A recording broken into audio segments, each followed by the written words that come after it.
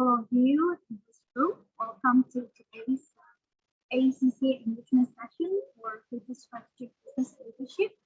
I hope everyone are doing well. Now, I would like to take this opportunity to wish you the Chinese New Year. Let's all have a roaring year of the tiger that brings you good health, happiness, and prosperity. My name is Joanne, the Manager of Learning Support for ACCA Malaysia. And together with me here on the screen is our ACCA Executive, Sean Purcell. Sean, you want to just wave hello to our students? Now, Sean had Malaysia close set up. He set his foot in Malaysia first time back in the 90s.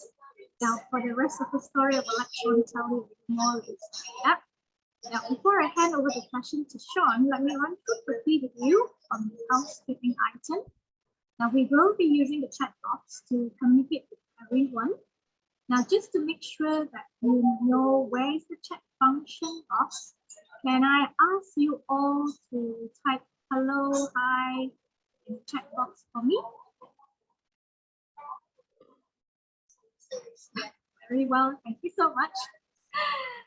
Okay, very well. So if you have any questions for Sean during the session, just type them in the chat box at the bottom right-hand side of the screen, and then make sure you send it to everyone, okay?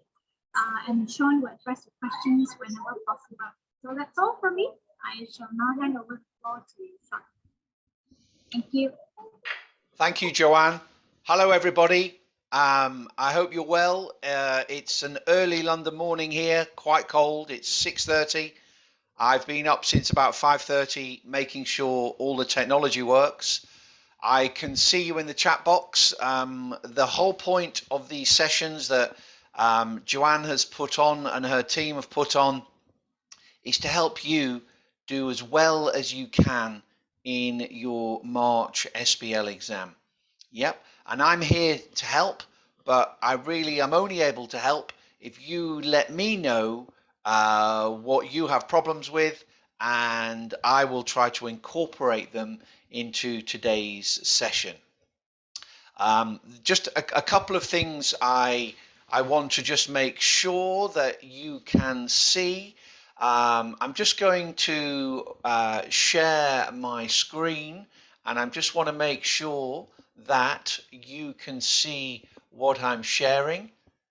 So in the chat box, can you tell me what you see on your screen, and is it clear what you can see? Just put it in the chat box. We're going to have to get used to using the chat box.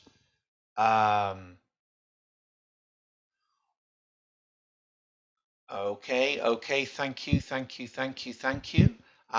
So that's good. I'm going to stop sharing that, and I'm going to share another screen with you now.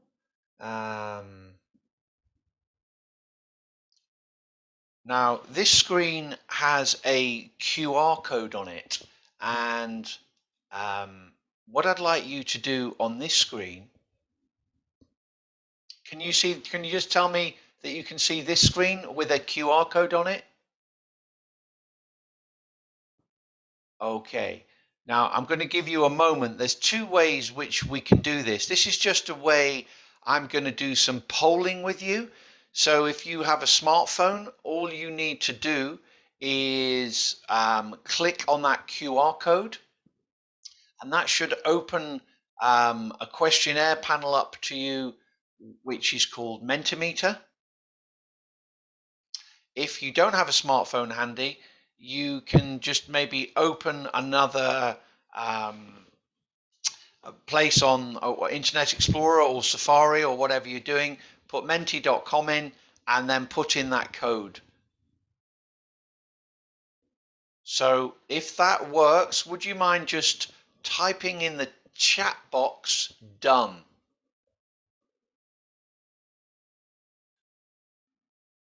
Okay, that works okay, does it?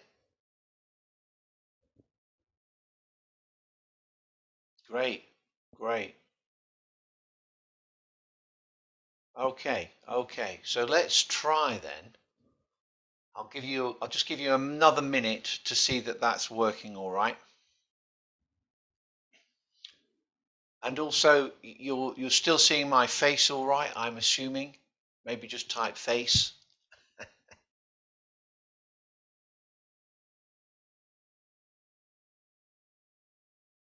Great. Thank you, Sarah. Thank you very much. Just need to get these things right at the beginning to make sure everything works. Okay, so assuming we have the Mentimeter set up, I am going to have you already filled out the first bit? Just maybe type filled out. Are these responses? Your responses filled out. Fantastic, fantastic. So you're one step ahead of me. So this is your response so far. I've talked about well done for taking the time to learn how to improve your exam success. I wanted to do a quick poll on how you are feeling. 46 of us, almost half of us, are feeling very stressed, and I'm not sure what to do with regards to the exam. Okay, well, let me help you with that, right? One person is very zen-like, not stressed at all, and looking forward to the SBL. Only one though. I want to turn that around. Some of us, which I would expect is not a bad thing, are slightly stressed, but you're looking forward to today's session. Okay, that's great. And some of us just aren't feeling anything at all. So that's great. I'm going to keep going back to these questions for you. But for now, I am going to go back to what I want to talk to you today about. So bear with me 1 second. So I'm going to stop sharing that screen. We're going to go to here, and I'm going to share a screen again, and we better just check that that's coming up. Just let me open my chat box again so I can see what you're saying. Brilliant, brilliant. So can you see the shared screen, which is the title of today's session? Great, great. Thank you for all your feedback. It really helps me just so I can see what's going on. So fantastic, fantastic. All right. So as I say, this session is to help you. For me to be able to help you, you need to just let me make my chat box a bit bigger. You need to chat with me and let me know any problems.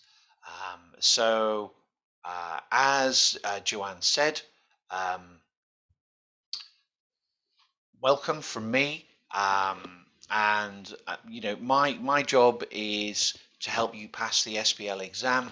In terms of my ability to do that, I've been doing this for over 25 years.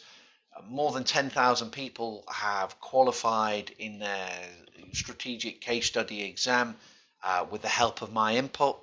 Other things I've done, I'm the founder of the company that's Kaplan in the UK, or that is Kaplan today. I was recently voted the UK Lecturer of the Year, and also been runner-up for that on a couple of occasions. And the other thing I do, in addition to helping students achieve success in SBL, I also work as a kind of management consultant with big companies, helping them embrace what SBL is trying to get students to embrace, and it's linked to the future. The common term is called a business partner, and these are competencies we need going forward as increasingly things are automated. Yep, and that's really why the SBL exam has been introduced to make an accountant for the future, not just someone that regurgitates the numbers. And really what I want to do today is make sure you're aware of everything you need to know to do well in your SBL exam. Yep. In terms of my knowledge of Malaysia, Oh, well, that's my first memories of Malaysia. I think I set one of the first, helped set up any of the first accounting ACCA training businesses on Jalan Pudu. Jalan Pudu, yeah, it was Jalan Pudu, just opposite what was the Swiss Garden Hotel. That was in the mid 1990s, so some of you might not have been born then. This was what the streets of KL used to be full of. They used to be full of bas minis like this. Um, that's what they used to call them. I think the only shopping centre back then in KL was Lot 10. There wasn't any others. There was no Petronas Towers. There was no rain covers over Jalan Petaling. And you know, I love coming to Malaysia. I love eating your food. I love meeting you all. It's just a great country, and I hope I can, you know, be back there soon. Yeah, the webinar is for you. It's for you to ask me questions, and if you have any, please put them in the chat box. Yep. So that's what it's here. Don't just passively listen. I'm here for you for the next, I don't know, as long as it takes really. You know, three hours or so. We'll take a break in the middle. But if you have lots and lots of questions, I'll stay as long as it takes. So I'm here for you, and ask as many questions as we go, and I'll take appropriate kind of break points as well. Okay. So in terms of how you're feeling, you've told me. In terms of session structure, what am I going to look at? Well, I'm going to first of all talk about what SBL is about. Maybe someone has not actually fully explained that to you, because I think if you fully understand what it's about, your ability to perform well in the exam is probably improved. You'll understand where the examining team is coming from. So I'll just spend a little bit of time on that. I'll give you a very, very brief overview of the SBL paper so you can contextualize it in what I'm going to say in the rest of the session.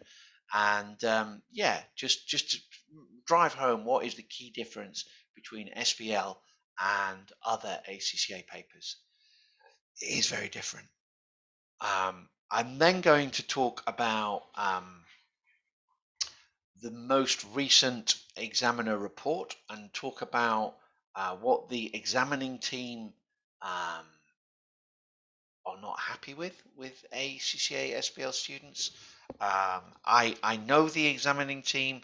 I was the person that helped launch SBL um, as a train the trainer session. So I came to, I think we ran it in Singapore for Malaysia. So all the people in the Southeast Asian region came to Singapore, and I ran a kind of presentation for a couple of days on how to teach SBL and to take any questions from tutors in the whole region. And I did this in many other countries as well. And the examining team normally write a report summarizing what they don't like in what students are doing. So I'll talk about that. I'll talk about what a good SBL answer looks like and show you something to aspire to be like. So hopefully that will help. I'll talk about technical knowledge and how we deal with it and how we use it in the SBL paper. Really important to understand how to deal with the CBE platform. We'll have a little chat about that.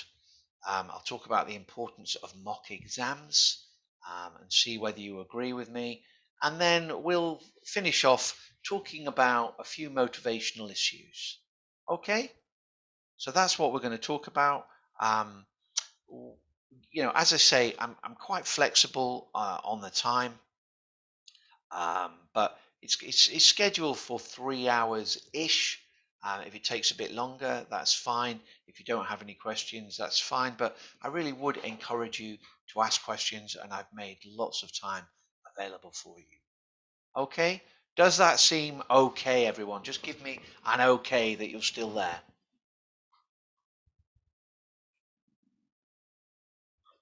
Fantastic, fantastic. And also, you know, I'm not completely restricted to that session structure list, but having a chat with Joanna and her team, we thought that might be a good thing to talk about. But if you've got other things you'd like me to talk about as we go through, put them in the chat box and I'll try to accommodate your question. Okay? All right. So the first thing I want to talk about um, is what is the rationale for, what's the reasoning behind SBL? Why has it been launched? So very quickly, in terms of what do the examining team say about SBL? What do they see the SBL exam to be? They see it as an exam which is very integrated. Yep. And what they mean by that is that the information is not standalone and to be regurgitated, but it's kind of connected.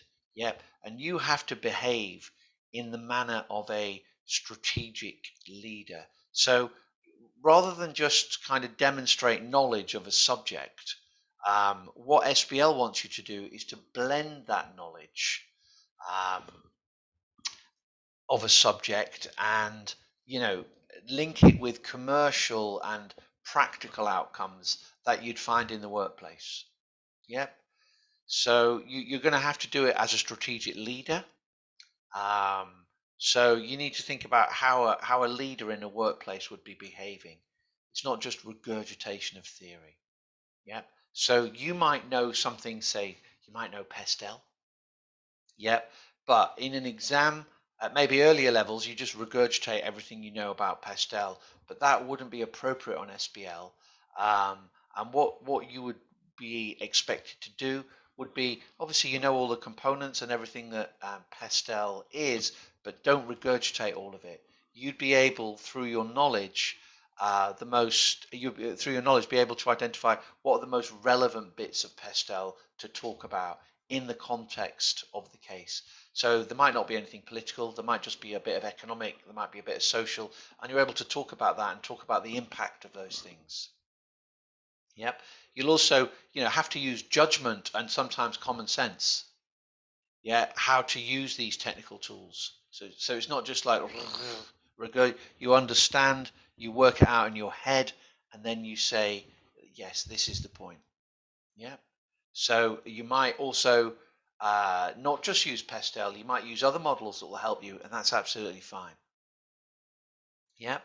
Um, and the other thing that I just wanted to say was the reference to the workplace.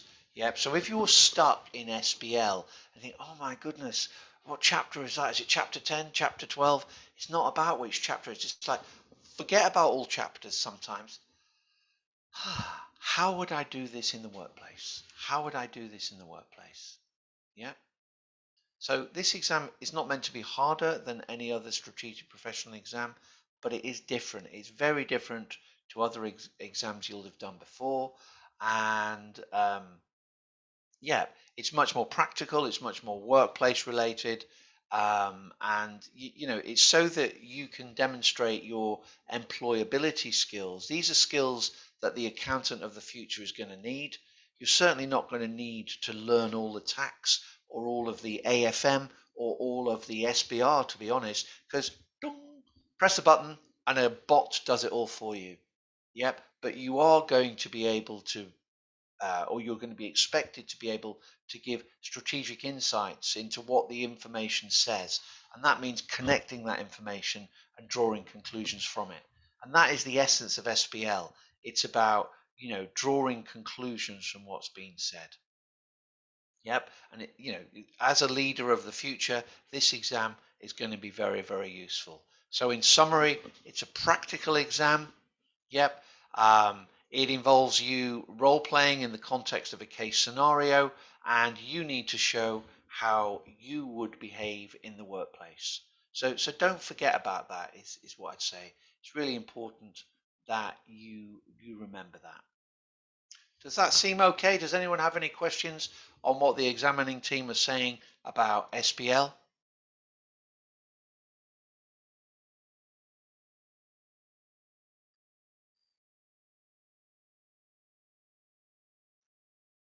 Okay, thank you, thank you, thank you, Nilam, thank you, Zul, thank you, Adina and Karen. Great. Okay. If you want to, this video is being recorded, so I've got a a link here on the future of finance and how it's changing. And you can maybe have a look at that. It's a YouTube video you can have a look at in your own time. But it's worth understanding here what so I've just told you what the examining team think. If you were to look at this YouTube video after our session together, you will understand also what the ACCA's examining team see about SBL. Okay? So I want to just stop sharing this screen, and I want to shrink this down. I want to share another screen which we had, which is my Safari screen. So I just got to bear with me 1 second. I want to end that show. I want to talk about Safari. And I want to share this. So I've got another poll question for you. And this is a question where you just have to give me your opinion. It will come up as words. So why do you think SBL, just type a word or two on why you think SBL has been introduced, just to ensure we are still engaged. So we have to do this on our Mentimeter, and hopefully we're going to get some answers coming through. What happens is the more people say, I can see what you're thinking. Probably just give me your opinion. Don't take notice of anyone else.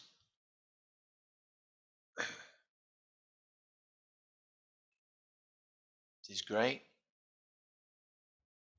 So normally the biggest, so this is what everyone's saying, the bigger the letter means the more answers.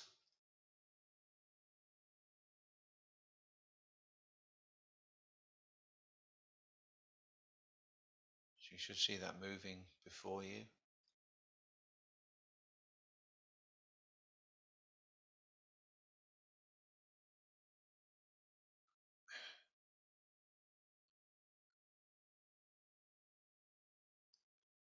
Okay, great. Thank you very much. So it's still going on. It's still going on. I'll give you another second or two. Not all of us have cast our votes yet.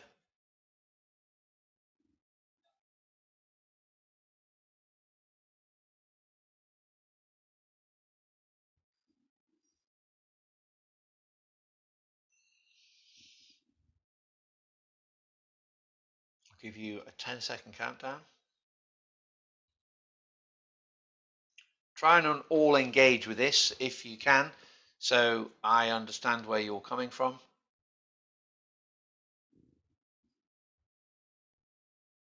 Okay, all right.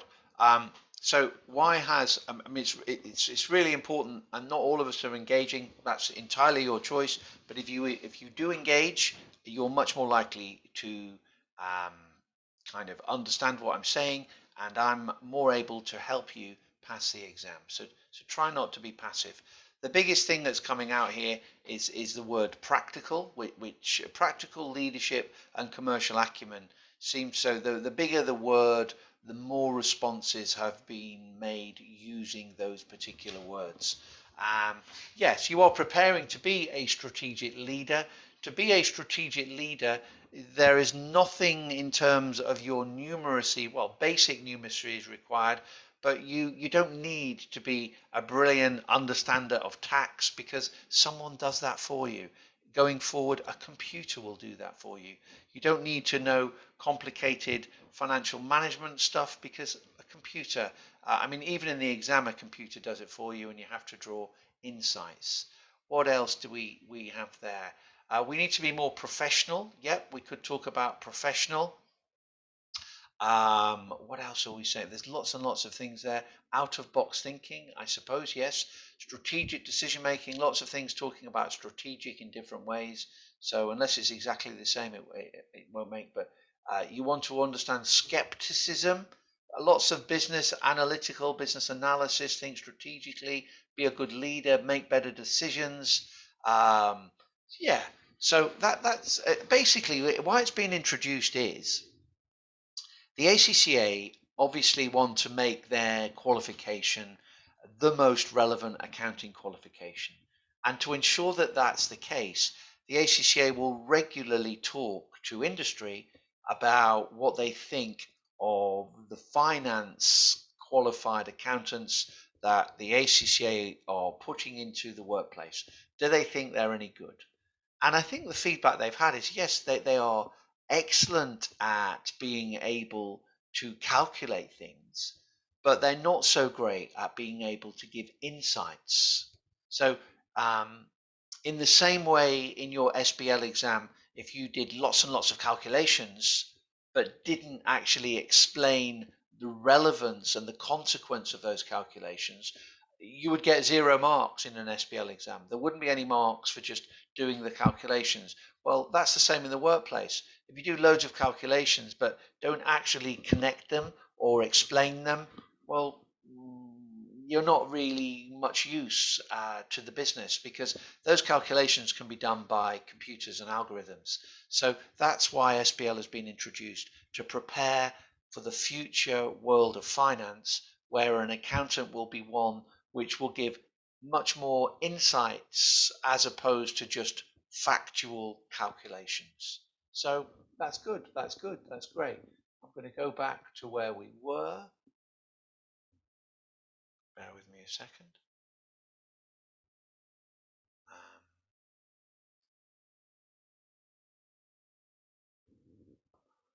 share the screen.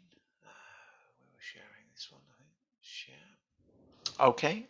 So just let me know that I've got a message here. All right. Ang, Ang has asked, will we be given access to the video recording of this session? Unfortunately, not everyone might be able to attend, but we have put it on at 2:30 in the afternoon to make it. I mean, I'm here, it's getting up at 5 o'clock in the morning in the UK to put this on for you. And our hope for the video, Ang, is that you interact with it. It's not just like, oh, it's on record, I'll watch it later. You can do that if you want, but the main benefit is being here, present, interacting. But yes, there will be a video, I believe. Yep, there will be. Um, there's also they've shared that YouTube link.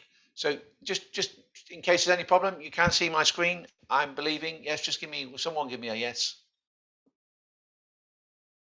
Great, great, great. That's good enough for me. Thank you very much.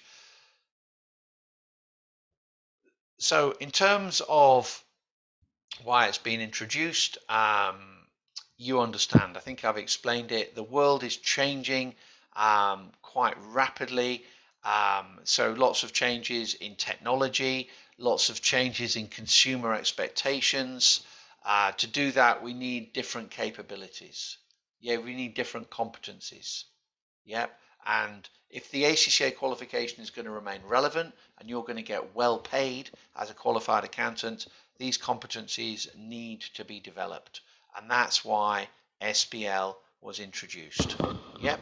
So that's really, that's the whole story behind SBL, which hopefully will make a more rounded accountant in the future. So when you're doing exam answers, always remember what I'm saying here. The point of explaining this is so you understand the practical needs of what an accountant under SBL kind of heading needs to be like. It's not someone that regurgitates everything. It's someone that can do the calculations, but can then take the information and interpret them and talk about the so what, the consequence of what you've just said. Yep. So yeah, that's important. That's important. Um, so you're a more practical accountant going forward. As a quick reminder of the syllabus, having explained it, the ACCA think to be that practical person to give insights, we should appreciate some of these areas. But again, it's not about rote learning, but you should know about these. But just very quickly, you're asked to understand a little bit about leadership. So, you know, how a leader would behave, how we put together strategic ideas. You should understand about governance, but not to be able to regurgitate the COSO code, but you will be given a situation in a scenario and you'll be asked to comment on the governance. And you will recognize that maybe there's not enough NEDs. You'll recognize that actually in the situation here, some of the NEDs have been there for 15 years. Well, obviously there'll be familiarity. You may see a chairman and chief executive, again, not good governance. Yeah, so it's practical, not the ability to recite corporate governance codes. In terms of strategy, you'll understand whether the scenario is in need of generating options, of evaluating a strategy on the table, or maybe evaluating the resources or the environment in which the scenario company sits. You'd appreciate risk, and you'd appreciate how we manage risk and how we deal with different types of risk. You probably know about the TARA model. In terms of technology, well, this is something that's really around us all the time. And if we were looking at technology, you would appreciate that you probably shop online, and what's the benefit of shopping online, and what's the value of this. You would appreciate that maybe in a company, a lot of your month-end accounts are now done automatically, and what's the relevance of this. All kinds of things. You can get much quicker, um, more comprehensive information very cheaply. All helps with business decision makings. Um, you would understand, and sometimes don't just think of it as a list of theories. You know, how do we improve control? Think about it, how you would improve control in the workplace, as well as some of the things that basic things like spam soap would probably help, but in a practical way.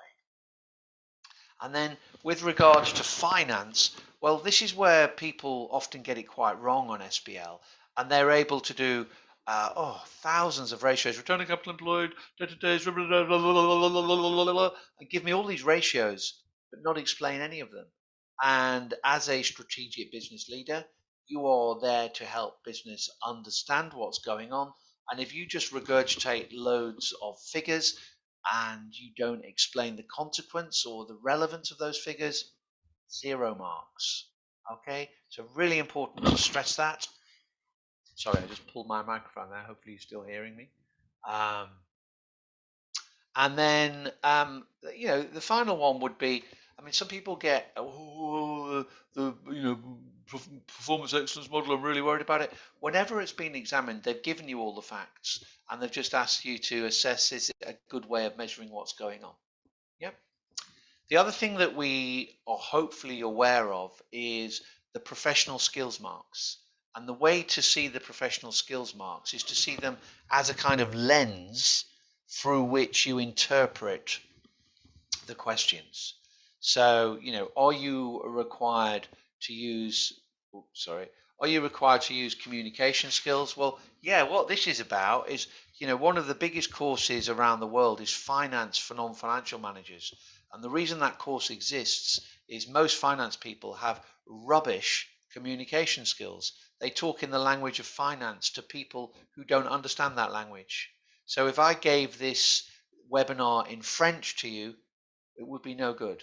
Well, that's what most accountants do. So when we're communicating, it's not, the correct format to from date. It's not, I mean, obviously that is relevant, but if we were talking to someone from HR in financial jargon, you would not get the professional skills marks because you are not following the essence of what good professional skill. It's not professional to talk to people like that. You should also be able to understand the practical commercial aspect of things, commercial acumen. You should be able to analyze, from using the different exhibits. Some people say, it's question 1, exhibit 1. No, it's not. You've got to absorb all the exhibits. Skepticism is not often well done by finance, but NEDs need to be skeptical. Their default position is they're going to challenge and question and probe what's been said and see whether it's actually valid. And then finally, evaluation, we give 2 sides. Okay, but I'm assuming you know most of that. I'm just reminding you. Yep.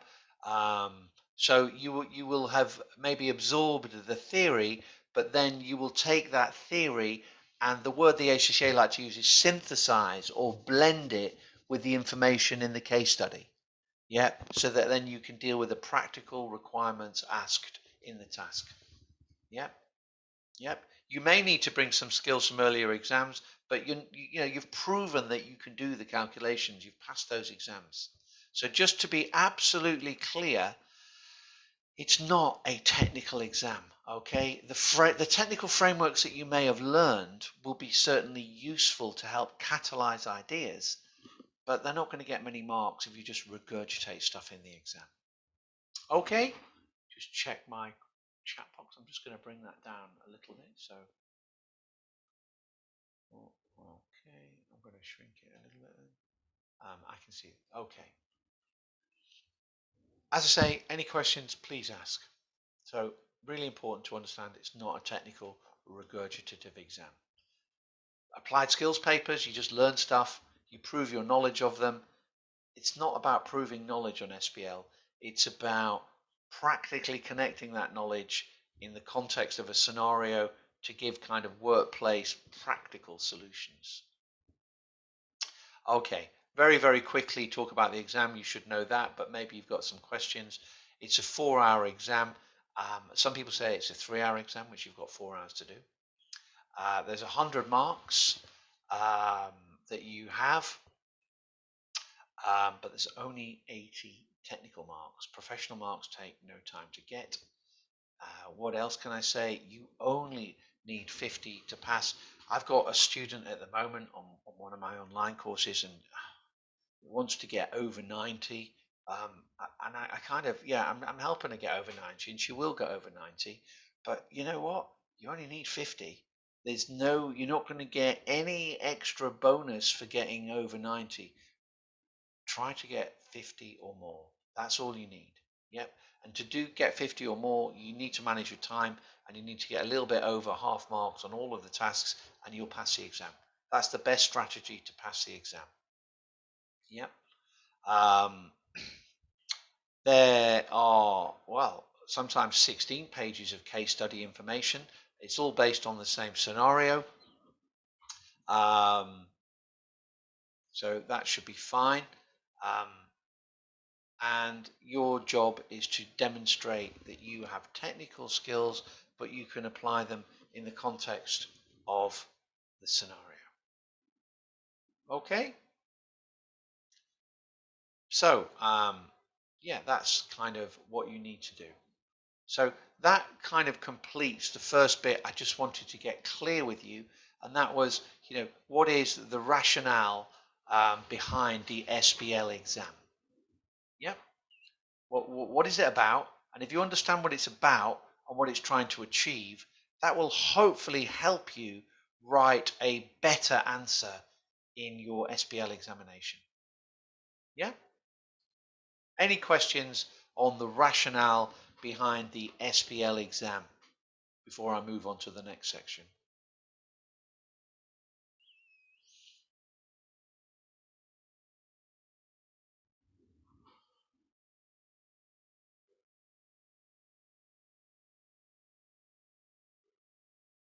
Thank you. Give you a moment just because people who have a question might just take a little longer to write something out.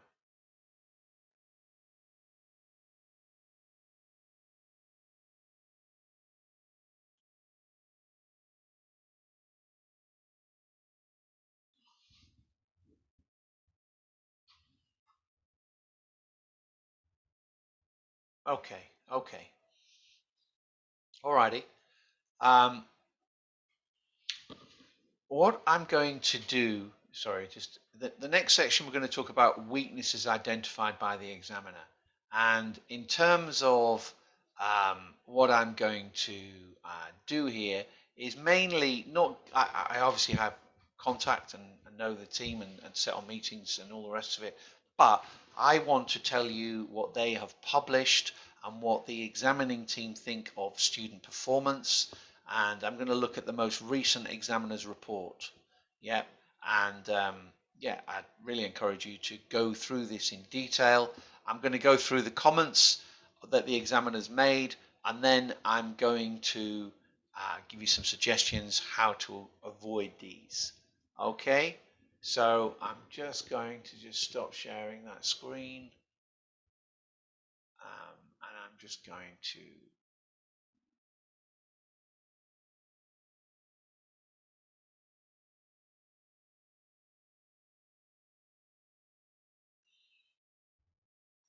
bear with me.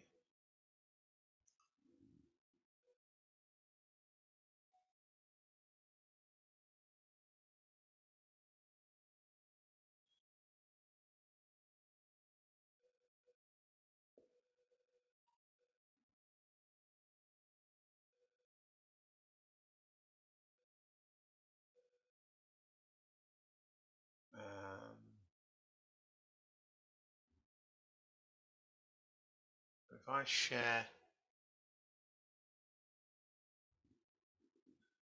just tell me, have you got the Mentimeter?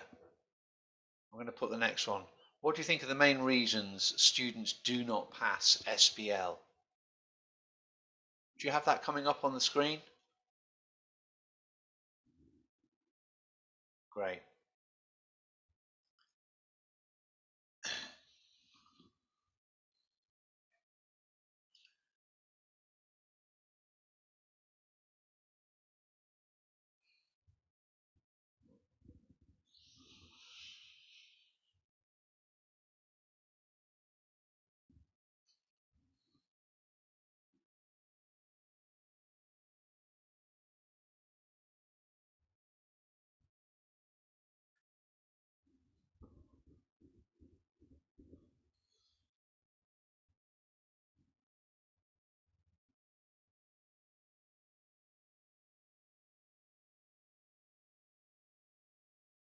I'll just give you a minute just to, the software requires a bit of time to process all of this.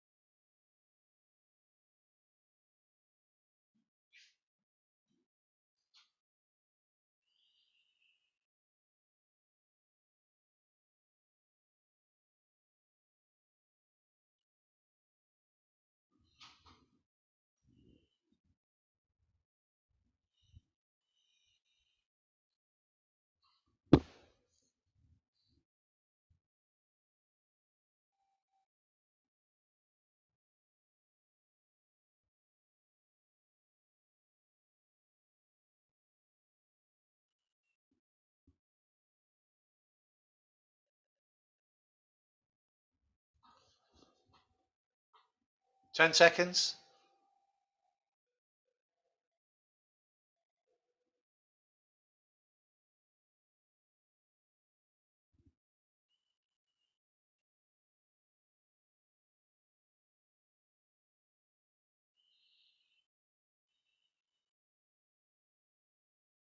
Okay, okay. So if there's lots and lots of points. I've never seen so many points and many views. And the biggest one by far is time management. Well, it's interestingly, I would argue that is normally an issue, but I think in the latest examiner's report, time management was not in evidence as a reason for people not doing well. So maybe people are getting better at time management. But a lot of you have said time management, poor time management, lack of time management. Um, if you have, some of you have said not enough practice. Well, okay, that is true, but um, there's only one person who is to blame for that, and that is the person not doing practice. A few people have said out of points to write, so maybe I'll help you how to get more points, so I'll do that for you. Someone said writing format, wrong format. No, not really. You're not going to fail because of the wrong format, but that wouldn't be very professional. Lack of commercial acumen. Often you've got, you've got to read the case and understand what are the most important issues. And if you have commercial acumen, you would understand that. Yep. That the most relevant things are these, and a good person will be able to prioritize the most important points. What else have you said? Not enough time, not answering the requirement. Well, that's reading the question. Focus on theory. Please don't focus on theory. Bad time management, we've said that. Uh, Not related to the case, you'll get no marks if it's not related to the case and you just regurgitate. The examiner says that. Lack of knowledge, well, there's only one person to blame there. Lack of industry experience, not really. People don't fail for that, but people choose not to apply in the context, or they don't know the industry segment. Well, again, if you the industry segments are purposely chosen to be ones we're probably familiar with. But if it was talking about a museum and you've never been to a museum, okay, you might have been to some other entertainment type of thing, an amusement park, something like that, where similar um, requirements would be needed. Misunderstanding the requirement, don't understand the requirement. Yeah, okay, they're all good. They're all good. So well done. Um, it's good to hear your view. Let me just stop sharing that screen again. Okay, and we're going to go back to where we were.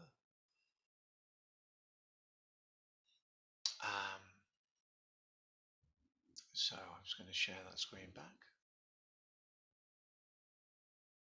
Okay, so hopefully the screen with the examiner report is back on your screen.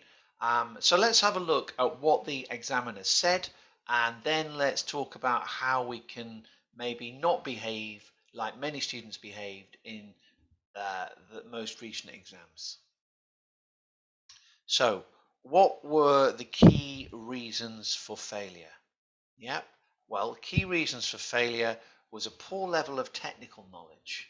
Yep. Was not answering the question that had been asked. So important. And there is an issue potentially that we're nervous and our brain's going to get hijacked by the stress chemical, which is cortisol. So there's strategies we can use to try and stop that. But if you don't answer the question asked, you can't get any marks. With the greatest will in the world, the markers can't give you marks for that. Making lots of irrelevant points, no marks for irrelevant points. Really don't maybe use the irrelevant information, just kind of give me everything you know. That's not really good. What else does the examiner not like? Points not developed is a major reason. Yeah, and I'll explain what people tend to do. You've got to, say the why, say the so what. We'll talk about that.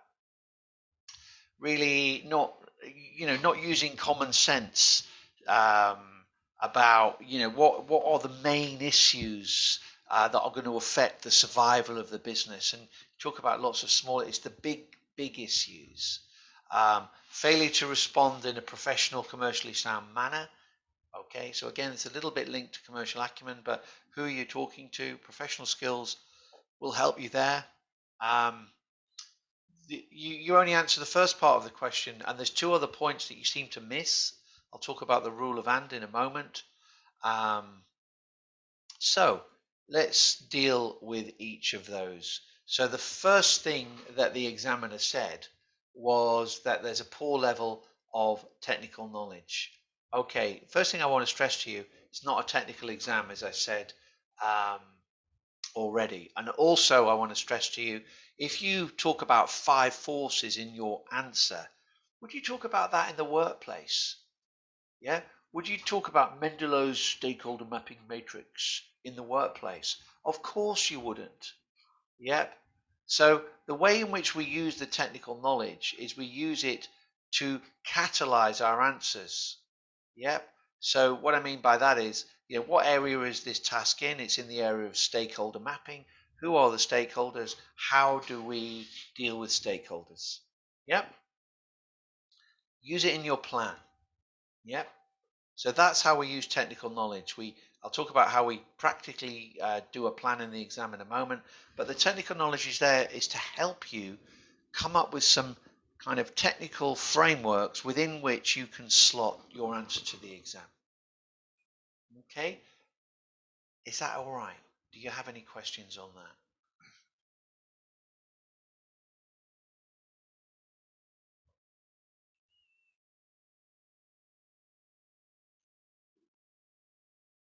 Okay, all right, okay. If you do, just let me know. The next thing the examiner says, not answering the question asked. Yeah. Well, I think a tip I could give you here would be you can just copy the question into your word processing area and title it plan. Yeah, as long as you help the marker understand what you're doing, plan, and then if it's in front of you, it's going to be pretty hard, and maybe highlight each separate bit, and each separate bit could potentially be a heading in your answer. Yeah. My advice when looking at a requirement is I read it once. Remember, we're nervous. It's good to be a little bit nervous, but sometimes we get overly nervous and it gets us to have tunnel vision and we don't see the full question. So I read it once. I read it a second time and then I do a brainstorm. I use, if it's a technical thing, I talk about whatever, Pestel five forces. I talk about the Tara framework. It was talking about risk. I do a brainstorm. I look at the marks. I help that create a plan. And I can go now. No, I just read it a final time. And if I read it a final time and just check, does my plan deal with the requirements? It does. Okay, now you can start. Okay, so that's really important to minimize the risk of not answering the question asked. Okay, what else? A lack of development of the points made. Yep, well, this is quite common. As I say, some people just give me a whole list of ratios. Some people just copy and paste the exam into their answer. You've got to understand the markers read lots and lots of scripts. They know what the case contains. It's very obvious you've just copied and pasted. Yeah, so no marks for any of that. And what you need to do with the information is ask yourself why. I've given this point. Why have I given this point? What is the reason I've given this point? I come up with this result. So what? Yeah, that's what you should try to do. Ask yourself why. What's the consequence? Why? So what? Yeah, that will help. Hopefully, you develop the point. Yeah. So let's have a look at an examiner suggestion here in terms of how many marks are available. Well, before I'm just going to actually go back here and I'm going to just go back and see what you think to see whether we agree. And I'm going to just end the show a moment. I'm going to stop sharing. And I'm going to ask you a couple more questions. So I'm going to share again.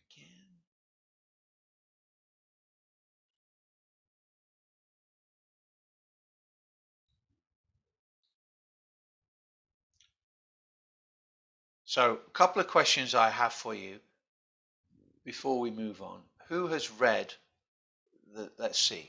Just be honest with me. I'm not here to judge you.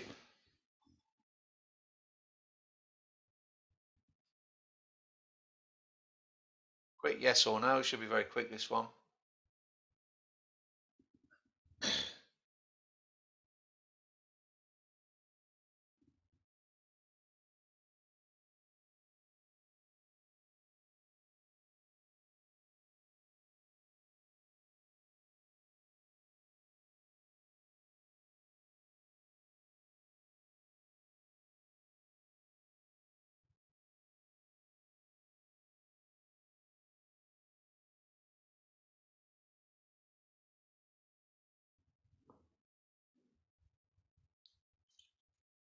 Be honest, guys. I know there's a lot more of you here than maybe are voting.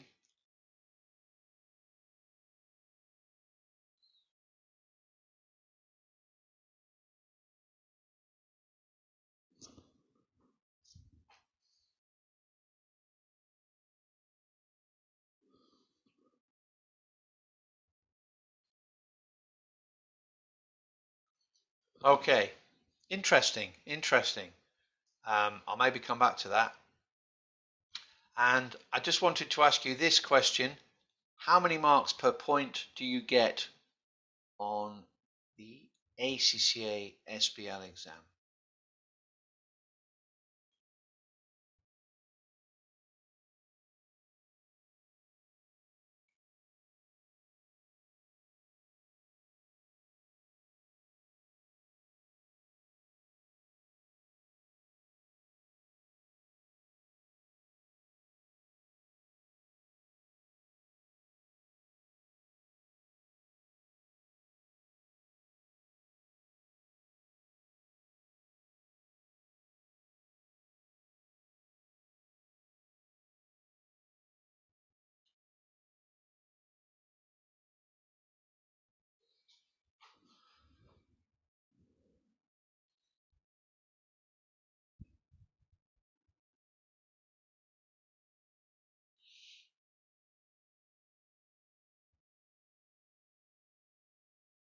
Okay. Can you just let me know, can you see the results on the screen in front of you as they're happening? Okay, okay, good. So I don't need to explain to you, there's a couple of people think you get 3 marks. Most of you think you get 2 marks per point. Well, let me explain a little bit more about that. I'm just going to stop sharing that screen. So we've got 44 believing it's 2 marks, 37 1. You could both be right there. It's very unlikely you're going to get 3 marks per point. So let me explain.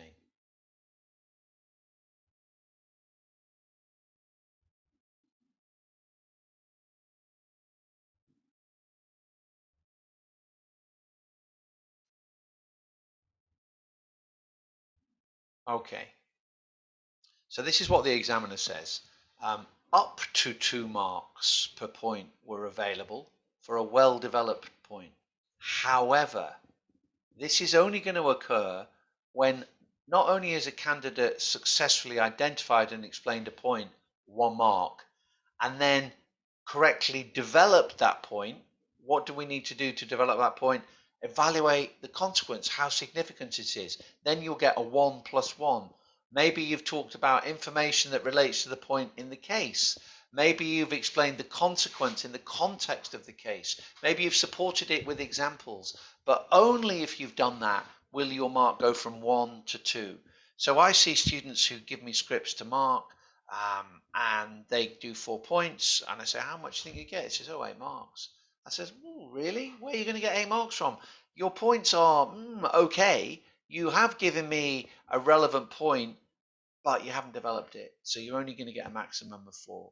So when we're planning our answers, we need to think about that. Yep. Lack of commercial acumen.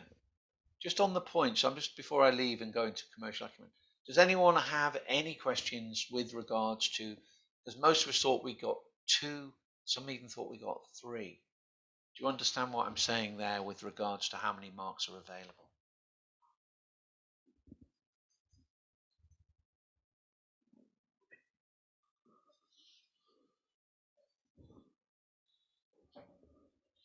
Okay, okay. Right. Lack of commercial acumen.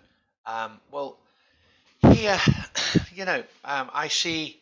I'll give you an example of a recent exam. Say the industry average gearing was 40%, and the company in the scenario had a gearing of 10%, and their gearing went up from 10% to 15%. And I get a lot of questions, a lot of comments from students saying things like, oh, gearing's gone up 50% from 10 to 15. This is terrible. It's like, well, no, it's not terrible, because the industry average is 40%, and actually we're still only 15% gearing. So what's really important is you contextualize the relevance of your point. The fact that gearing went up from 10 to 15 in an industry where the average gearing is 40 is not a big deal. But that's someone who just looks at the figures, that's gone up 50%. So what? It's not relevant. So make sure you contextualize your point. Yep, that would be the important thing. Failure to respond to requirements in a professional manner. Who are you talking to? Yeah, and as a result, what tone and style is appropriate in talking to those people? So, we need, how would you talk to those people in the workplace? Let's keep it practical. Yep. Yeah, I've just got a question from Nilam.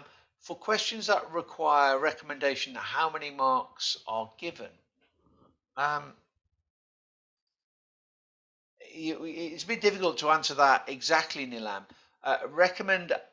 Require a recommendation. It wouldn't just ask a recommendation. It would normally ask you to evaluate the situation and probably talk about the pros and the cons, and then make a recommendation. Might be worth a couple of marks if you justified it. Yep. So the fact that it asks for a recommendation, yep. Hopefully that's okay, Nilam. Adina says, can you explain more on commercial acumen? Well, commercial acumen is are you acting practically? So, for example, I've got a 10-year-old Proton Saga. Would I put $10,000 alloy wheels on my 10-year-old Proton Saga? Good idea or bad idea? What would you say?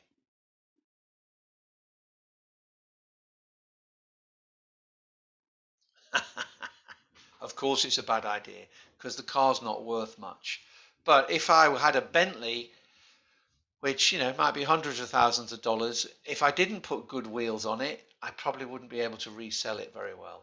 In the same way, if I've got um, a multi-million-dollar penthouse in KL Central or somewhere similar, and I put an IKEA kitchen in it, that probably wouldn't make commercial sense. Someone paying millions of dollars for an expensive penthouse would want a more expensive kitchen than maybe an IKEA one.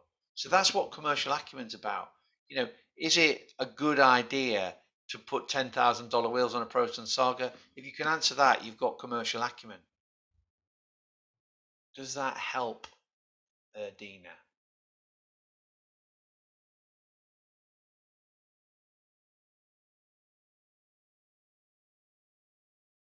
Nilam says, usually allocate 3 marks if it requires a recommendation. For point and impact and recommendation, I think you're being, I am aware of how the mark. I can't really say too much, but I am aware of how all the marking works. Yeah, and I think you're being a little bit ambitious to get 3 marks. If you are for the point, what point? I don't. You say you get 1 mark for making the point. I'm not sure you do. You need to talk about that point. I think it's a bit ambitious trying to get 3 marks for 1 point. Okay, I think I see things and when it's only worth one. So I would give a maximum, as I explained it in the slide, a maximum of 2. Yeah, I wouldn't be going for 3 per point. I think that's a bit over ambitious. You're going to get a false sense of security that you've written enough. I just don't think it's a very prudent approach to take. Sarah says, in regards to answering requirements, do you have any tips on how to answer what is required? For example, when questions asked to evaluate, our points should be for and against with a conclusion. That would be fair enough, Sarah, yes. If a strategy was on the table and you were asked to evaluate the strategy, I would maybe use a bit of technical knowledge to help me more. And I would think, is it suitable, feasible, acceptable? And, when I think of suitable, does it build on our strengths? Does it complement our portfolio? Is it feasible? Do we have the money, manpower? So I think about 6Ms. Is it acceptable? Well, I look at the stakeholders. Who are the key players? Will it be acceptable to them? Yep. But it might not be a strategic evaluation. It might just be an evaluation. So therefore, pros and cons would be fine as well with a conclusion. Yeah. Um, yeah, Nilam, just going back to your point on 3 marks point. Yeah, at a push maybe, but I think the kind of student that can get 3 points on 3 marks on a point is the kind of student that's going to get 90+% in the exam. And if that's you, great. But I just want people to get 50 or over, and I don't come across many students who are getting 3 marks for a super duper well developed point. 2 max is what I normally see. Yeah. So great questions. Thank you for the questions. Keep them coming in. Let me move on to the next slide of what the examiner said. He said, failure to provide everything that the requirement specifies. Well, yeah, that's sometimes, again, you're nervous, you just lock on to something, you don't do what I said, read once, read twice, brainstorm, mark, focus, and then read a third time. So what I would suggest is try to identify the marking scheme. Yep, and I'll come back to that. But, how many marks are available? Where are those marks going to come from?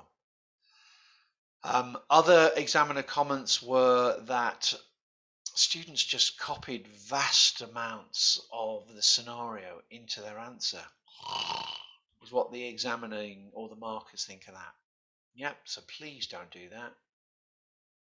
The other thing I would say is students just regurgitated loads of theory in their answer. Again, imagine doing that in the workplace. So, hello, a newly qualified accountant.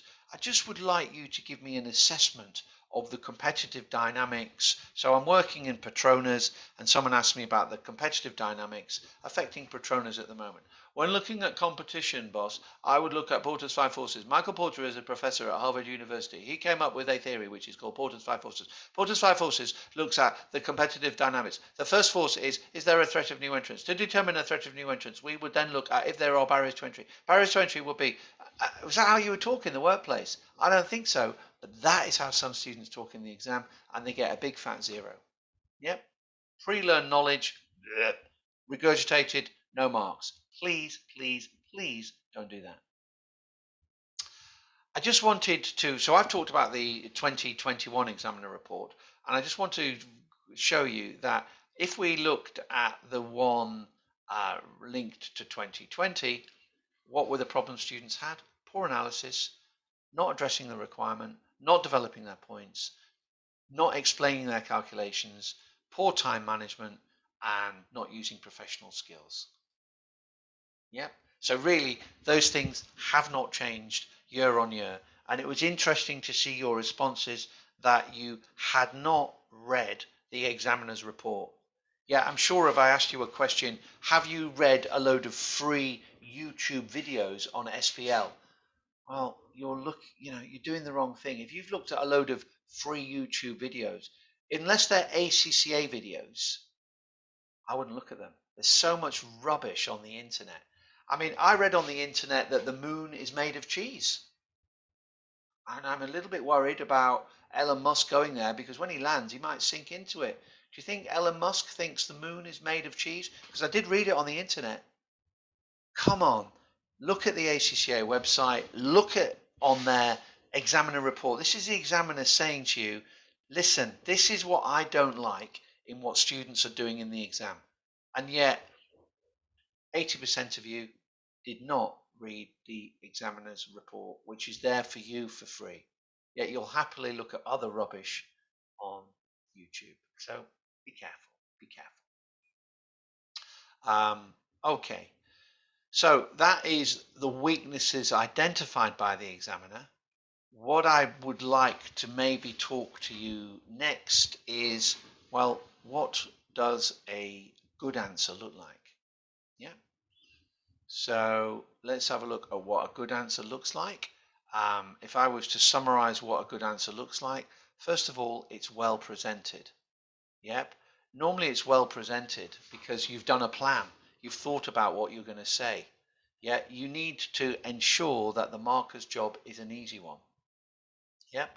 To make it easy, you need to give clear layout. You use subheadings if you can. Also, when you introduce your point, you start with a good opening statement. Yeah, imagine going for an interview and saying good morning. The person interviewing says good morning. You say, it just doesn't look very professional. There's no negative marking in SBL, but create a good psychological first impression. Really important. Yeah. What else would I say? Well, making it look good, think about the use of white space. So here's some people that like to save paper and do a big like monoblock answer. From a marking perspective, I'm looking through saying, yes, okay. Yeah, I think so. Whereas if you leave white space and you present it like this, bang, bang, bang, it's much easier to mark. It's much easier to mark. Okay, so to get an answer that looks like that, you need to think about what you're going to say. You need to reflect those separate paragraphs to reflect the marking scheme. Yep, so make sure you do that. What else does a good answer look like? Well, it answers the question asked. It follows the verb. What is the verb asking you to do? It also gives information that reflects the marks available, and it deals with all parts of the task. It also, when developing the answer, views what you're saying through the lens of the professional skills mark. So it respects them, and it respects the rule of and. So as a quick reminder of the rule of and, what am I saying here? Well, what I'm saying about the rule of and is, say a question says, discuss the benefits and drawbacks of World Air Alliance membership to PCE Airlines in determining its future aims and objectives. So, there's 4 potential things you could talk about there. If you don't respect the rule of and, yep, you could miss out. So, and. Make sure you do that. And as I said to you before, also try to spot the marking guide. Now, marking is, there are marks given for any reasonable point. And when you look at the ACCA marking scheme, it can be a little bit overwhelming. You think, oh my goodness, am I supposed to write all of that? No, you're not. And if you look in the small print, the official answers are there as an indication of much more than a student would be required to do, and they also have an academic tutorial purpose. Yep. So don't think your answer has to look like the actual answers, but try to work out the marking guide, and it often is flexible. So discuss whether or not the objectives of the directors of a quoted company are likely to conflict with those of a company's shareholders. So a classic kind of question about agency theory. Yeah, 10 marks. So you're likely to get objectives of directors up to 4, objectives of shareholders up to 4, the conflict up to 4, but a maximum of 10. So that's typically how a marking scheme will be set out. Yep, really important. Now, in the latest examiner's report, as I said, time management wasn't a big deal. Yep, but it normally is a big deal, and you were right to identify that time management is an issue. So let's have a little look at time management. The golden rule would be you must have a strict time budget. And I'm just interested, I'm just going to stop sharing my screen for a moment and ask you a little question. Just bear with me. So you've told me about your points. So 2 marks, I think we've got that. I want to look at the next one. How long? Whoa, you're beating me. You're on there.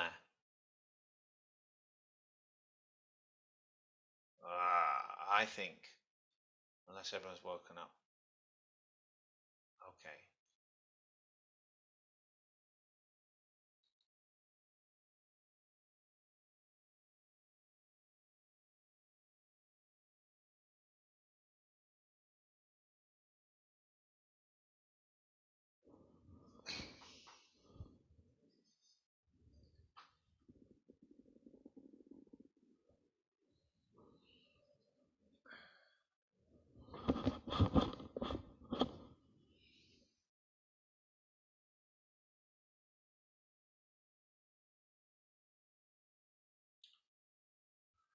Okay, a bit of a mixed bag here.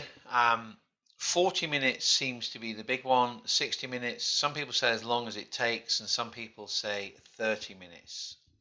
I think you must be a super powerful reader doing it in 30. So that's interesting. But most of us are in the area of 40 or 60. Let me, I think I've got that message. So let me stop sharing that screen. Let me pull back where I want to be and explain to you what I would say.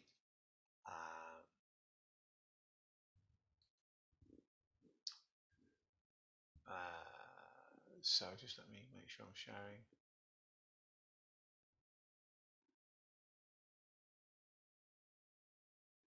Okay, you should be seeing what a good answer looks like. You seeing that? Just give me a yes. Thank you, Huda. Right, let's move on. So we need to manage our time correctly, and the golden rule on time management is a strict time budget. Okay, as we said, there's a 4-hour exam which equates to 240 minutes. You said 40 or 60. I think you're both right, actually. I would try to go for 40, but if it's just not possible to do it in 40, you need to just change the maths here. But the important thing would be that you've got 200 minutes. If you take 40 off 240, you've got 200 left. You divide by 80, not by 100, because the professional skills marks take no time to acquire. Yep. So if we look at the time we should be allocating, it's roughly 2.5 minutes a mark. Yep. So I would treat it like a project management exercise, and what I would do, I would write down start and finish. Yep. So if it's a 10-mark question and there's 2 professional marks, 10 times 2.5 is 25 minutes. I'm starting at, say, 7 o'clock. I'm finishing at 7:25. Does that seem reasonable? Anyone have any comments on that?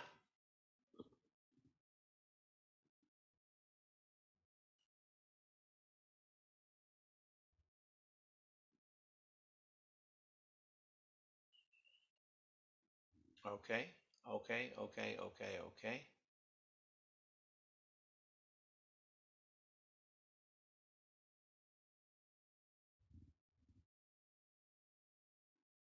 Okay, okay, okay, okay, okay.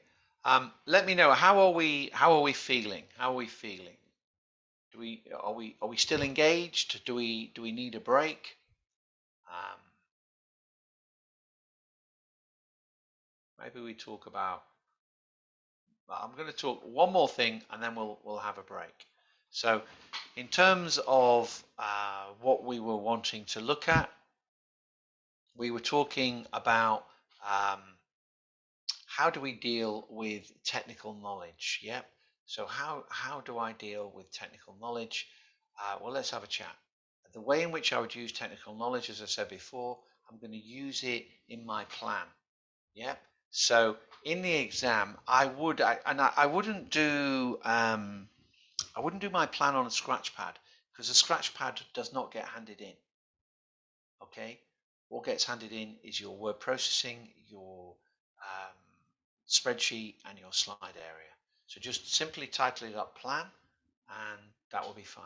So say a question asks you to assess the external environment of a scenario. I've said, so I read it again, external environment. Okay, one more time. Does it say external and internal? No, just external. Okay, let's do a brainstorm. A brainstorm for external environment might be Purcell. So I think about Purcell, and what would I do? I think about political. There's not a lot I can help you with on political, but I think about political issues. Okay, yeah, maybe. I then think about economic. On economic, there's a few things I could help. So I think about inflation, exchange rates, interest rates, GDP, staging the economic cycle, any of those relevant in the scenario. Social, I think about demographics, race, religion. I think about patterns of work and leisure. I think about lifestyle. Yeah. Technological, yeah, I kind of think about those in the context of real life. Ecological and legal. So that's my brainstorm.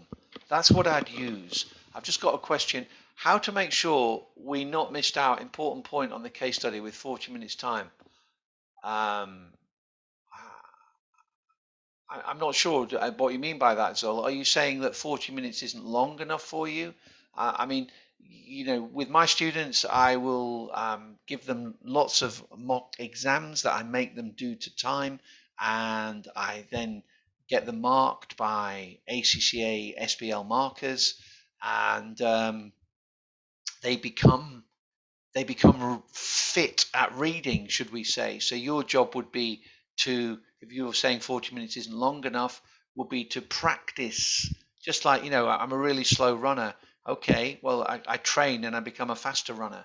If I'm a slow reader, I train and I become a faster reader. That will be your job there. Hopefully that answers that as well. So it comes through practice, practical practice, doing exams. But so Pestel would be in my plan, but I wouldn't necessarily use it. So give me any industry you want, and I'll do a quick example of what I'd say there. Anything you want. Just chuck me an industry in the chat box, and I'll see whether I can apply it.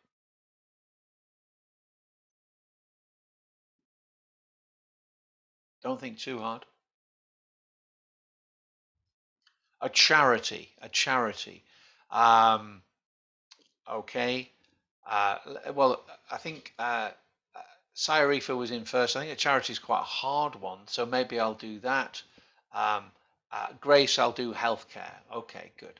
So a charity, does a political affect charity? Potentially, if the government are going to give tax breaks to charitable donations, that could be an issue. Economic, in times of recession, maybe people don't have any spare cash to give to a charity, so that could be a problem. If a charity is investing in stuff and is borrowing, interest rates could affect things. If it's doing things overseas, it could be exposed to exchange rates.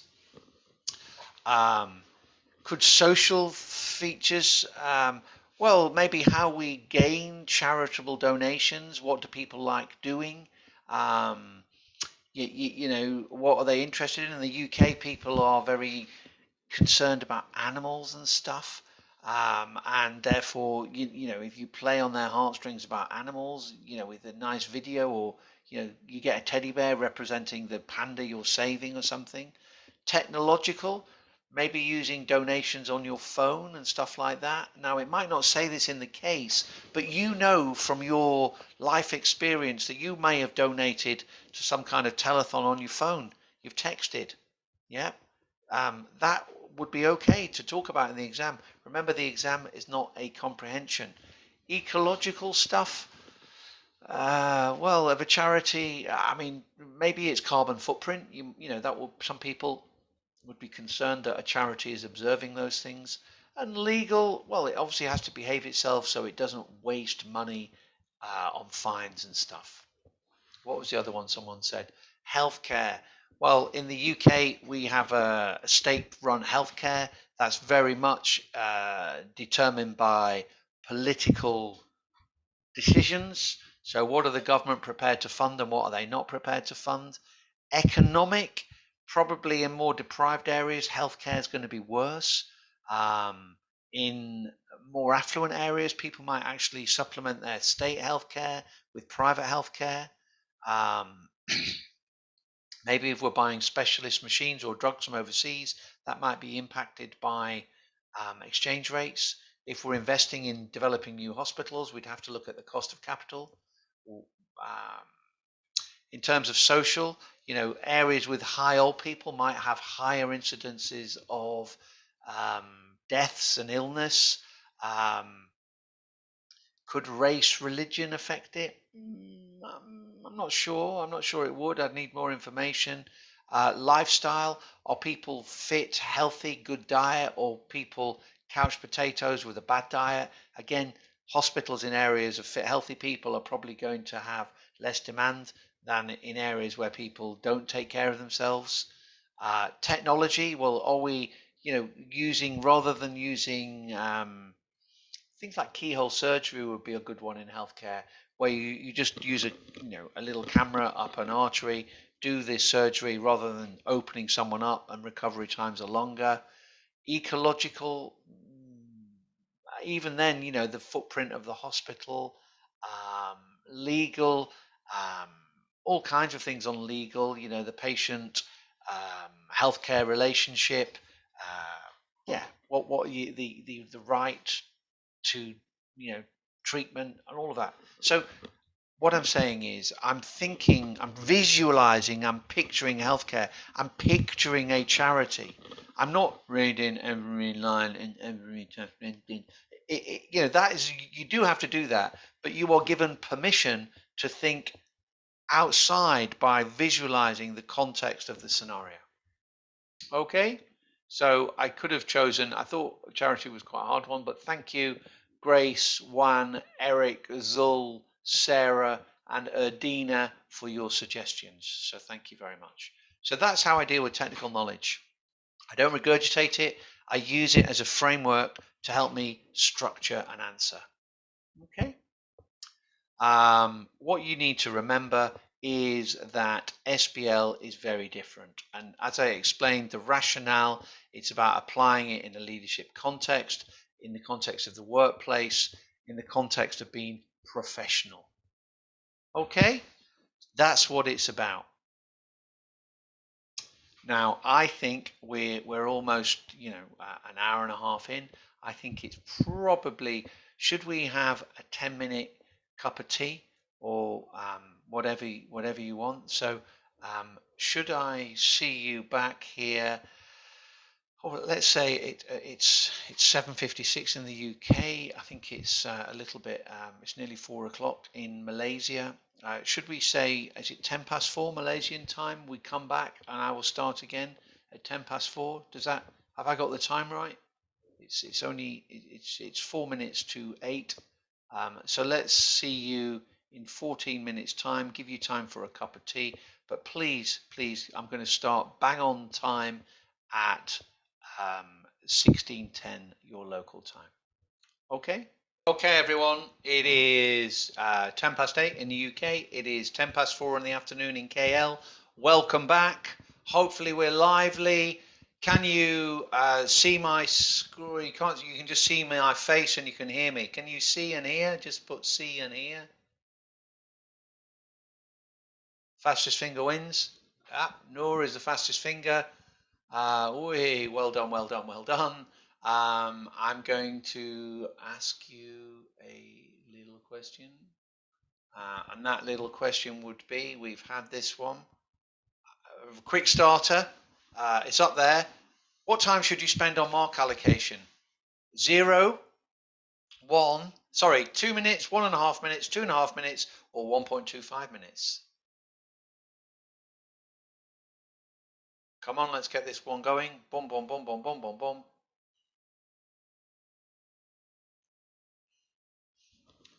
Let me just work out something for some of you.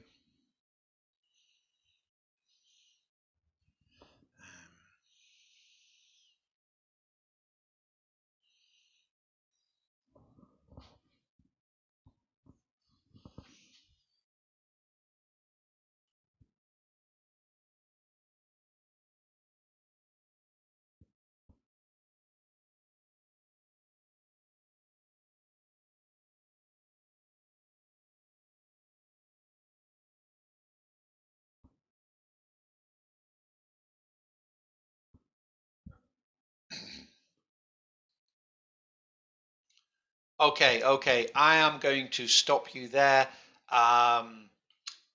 Just want to stress the point that professional skills marks take zero time to acquire. So those of us putting 1.25 minutes of professional mark, it's not correct. It's not what I said. There is no time required on the professional skills marks. Quite a few of you have failed to comprehend that. I'm going to just stop share and I'm going to pick up the slide where we talked about this. Bear with me 1 second. I'm going to share this. And let me find where we talked about time management. 1 second. Slide 41. Here. We talked about it on this slide here.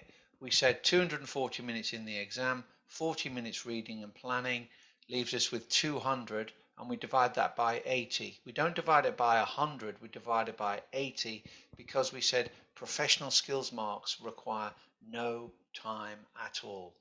Really important. If you don't understand the numbers, which as accountants we must understand the numbers, you're going to find it really difficult to budget in your exam. So it's 200 divided by 80 because professional skills marks take no time to acquire. That is such an important point, and we mentioned it just before we had a little break. So please, those of us who didn't get that, really important for you to understand it. Okay? Makes sense? Or does people not agree with me? I'm not here, you know, if you disagree with me, please disagree with me and let's have a chat about it.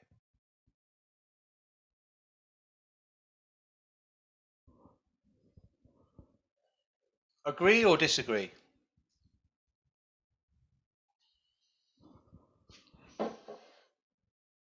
Okay, I don't mind if you disagree. I just want you to understand.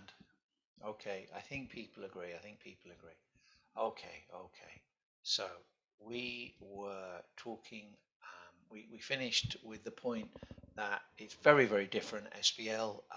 It's a practical exam, it's in the workplace, it's about application. The final thing, well, not the final thing, the next thing I want to talk about is dealing with the ACCA CBE platform. Okay, and what I want to talk about is what typically students don't do well. Um, just tell me, do you have any issues with the ACCA CBE platform? Put something in the chat box if you have any issues of dealing with the platform, and let me see whether I can answer your queries on that. Have you been on the, I mean, this is assuming you've been in the constructed response base of the ACCA.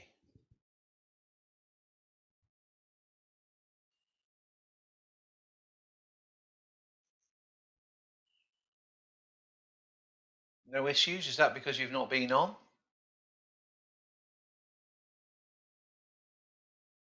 Adrian says highlighting key points. On the platform, just use the highlight function, Adrian.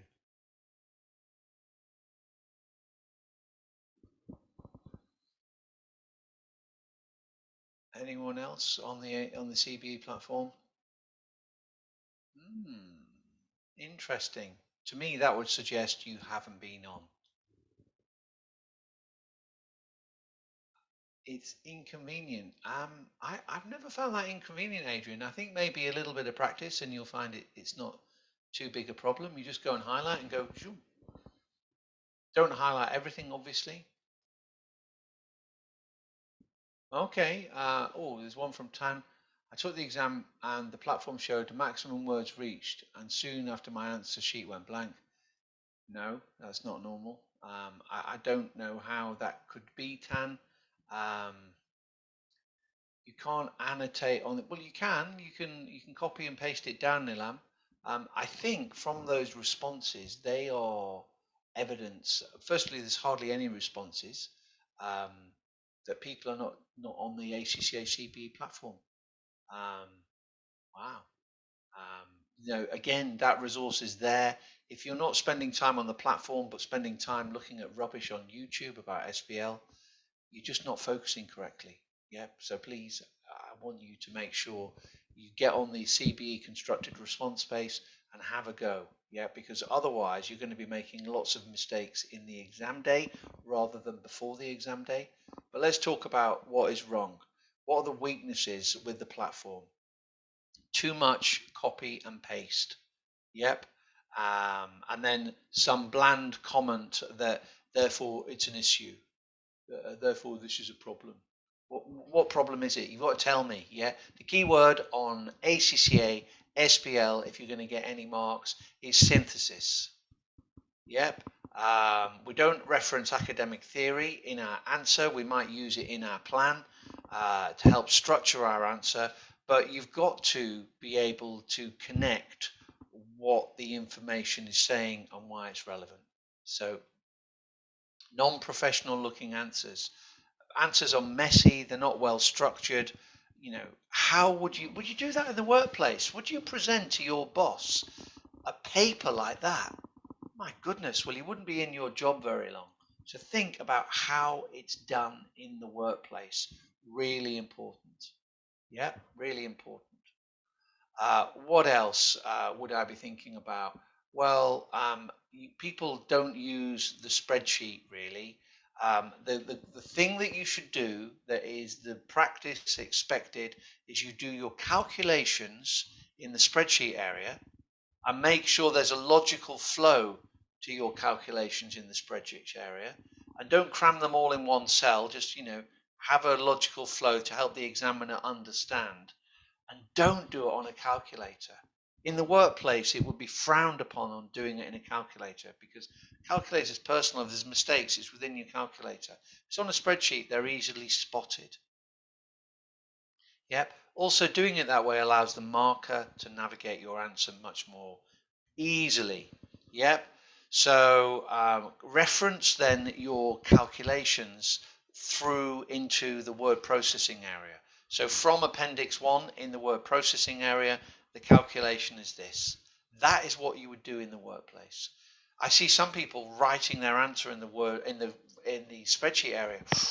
There's no negative marking, but it doesn't look professional. Yeah. Really important that you don't do that. Okay. So the general thing I would say is practice on the CBE platform. And from your responses to me, it would seem that not many of you practice on the CBE platform. Yeah. That's where your exam is. Yeah. Really important to do that. The other thing people are very good at is they don't use the slide functionality very well. How would you present a slide in the workplace? How am I presenting slides here to you? Am I doing 100 words on a slide?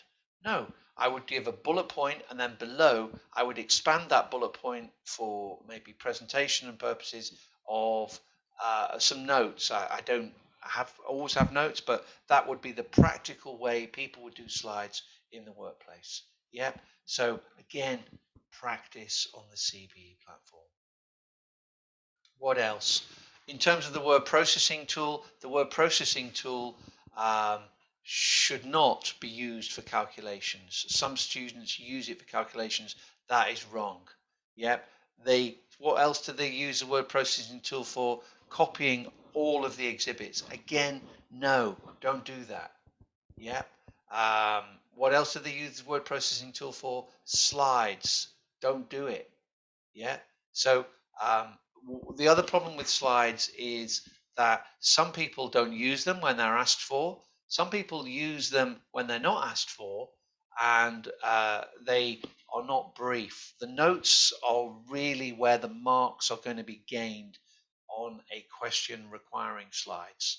So if it was an 8 or it's a 9-mark question, and there's 3 slides, I think, thinking of the marking scheme, 3, 3, 3. So I'm probably going to give 3 bullet points and 3 developed notes times 3, which would give me 9 if I want 100%. So just to repeat that, 3 bullet points on a slide, 3 well-developed notes, 3 marks.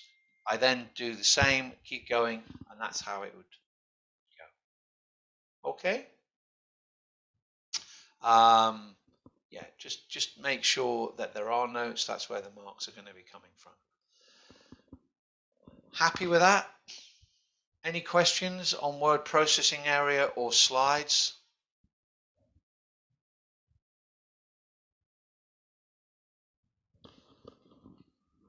Let's give you a second.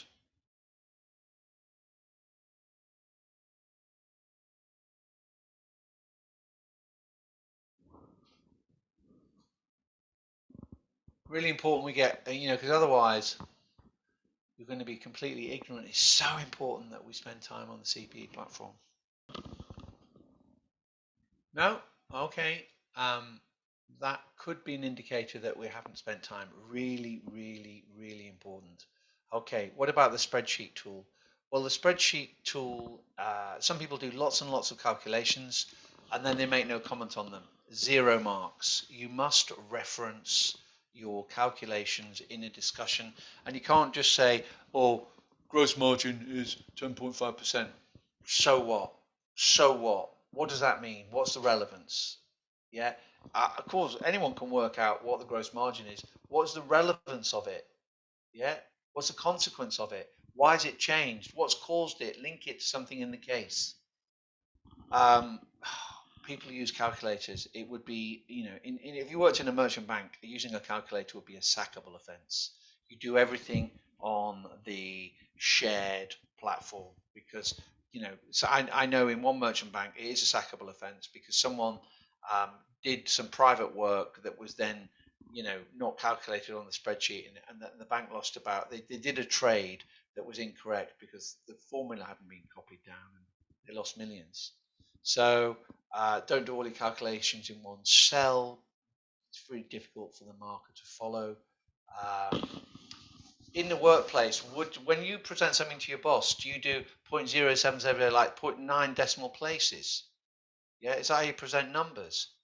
Do you not round it? Do you not use common separators? I hope you do, otherwise you look pretty scruffy. Yet, for some reason, students think it's okay to do that in a professional exam. Well, it's not okay in the workplace, so it's not okay in the exam. So be professional. Yeah. Also, there's functionality. You don't normally have to work out the numbers. The numbers are normally given in SBL, but it just as a general comment on things like AFM, if you were doing it, you don't need to be doing MPV and IRR. It does it for you. There's a formula. Boom, done. So if you're not familiar with that, really become familiar. Okay. What else? Well, in the word processing area, people don't develop their responses. We've said this already, but it's just reiterating the point. Think about the so what, think about the why. Is it significant? Yep. What's the consequence of what we've said? What about any supporting examples? If you think like that, you'll be fine. Okay, but really important to think like that. So I don't know whether I'm just getting a feeling that a lot of us haven't been on the CBE platform. Yeah. Very dangerous if we enter an exam without having answered a few questions on there. I would suggest to get on the constructed response area. I'll warn you, it's not the most user friendly. It's not Word, it's not Excel, but it's really important that you get on there. Okay, so just to summarize, too much copying, pasting, don't do that. Non-professional looking answers with not having roundings and separators, you would never do that in the workplace, so why would you do it in an exam? You don't use the word processor or the spreadsheet for what it's designed to do, and think on slides about the notes or where the marks are earned, and don't develop points. So that kind of repeats what we said, but important. Any questions on the ACCA CBE platform you've got for me? Nilam can't annotate on the question. You can copy and paste the question and then highlight things, Nilam.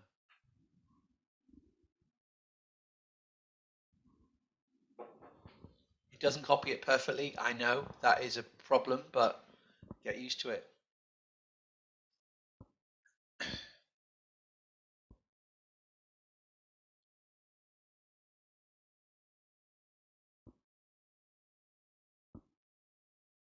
Sometimes if you are doing a question, I do a question, I book space on the ACCA CBE platform for my students, like 4-hour slots, and make them do a mock exam to time. On what's, a lot of tutors and educational providers don't bother to do that, but that's what the exam is. It's a 4-hour exam, so that's why I do it.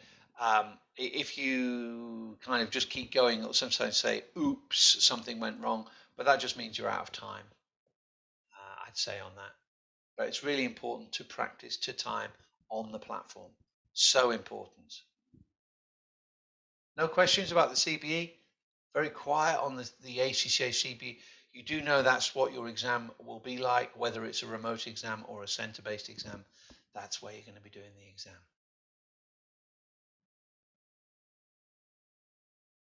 Nothing? Okay, okay. If you have no questions, but my point would be so important. And I think following through to the next thing I want to say to you is why you must do a mock exam. Okay. Asni said, how about the terminology? Should we clearly state the term being applied? I'm not sure what you mean, Asni. If you could expand your question a little bit, I'll try and answer it, but I I don't know what you mean. Are you talking about, do we define things? It's not a technical exam, remember? It's an applied exam. Would you do that in the workplace? But you know, expand on what you've said, and then maybe I can help you. Okay, I'll come back to that. Let's talk about why we must do a mock exam. Yeah.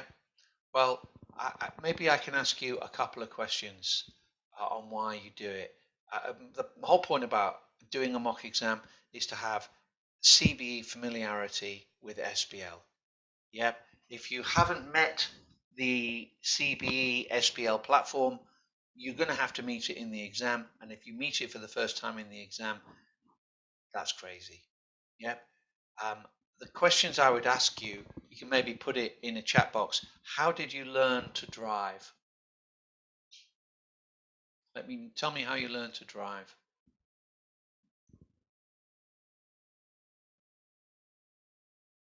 Or can't you drive?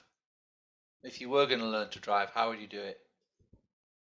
Driving lessons. And what are driving lessons like in Malaysia? Do you go to a college at the weekend and they tell you, learn chapter 1 on driving for this week and learn chapter 2 on driving? Dina does go to a class, so she goes to a class and watches videos on driving. Sophia practices. Dina just does a computer test. So what's that? Like a PlayStation driving game. Someone practices at least 10 hours. Others practice. Dewey practices driving on a road. Okay, interesting.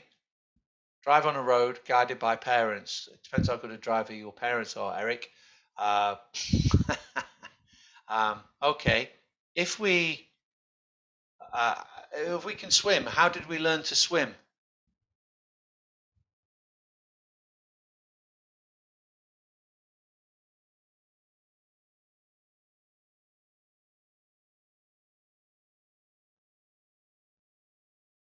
So Adrian, sorry, I misunderstand. So Adrian says you learn the traffic rules, then you pass the test. So the driving test would involve a practical theory, but that would only be part of the test, I'm assuming, Adrian. Or in Malaysia, do you just have to read a book on driving and then you can pass your test? So once you've read your book, you've read all chapters, you do an exam, and then they'll let you drive a car for the first time on the road. Is that how it works in Malaysia?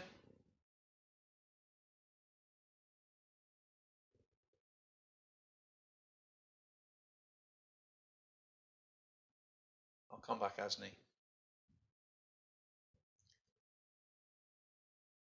Adrian says, then we start to drive the car with a trainer. Okay. So what about swimming? Those of us who swim. Again, if you want to learn to swim, what I'd suggest you do is read a book on swimming. Yeah. Go onto YouTube and look at some videos on how to swim. Do you think that would be a good idea?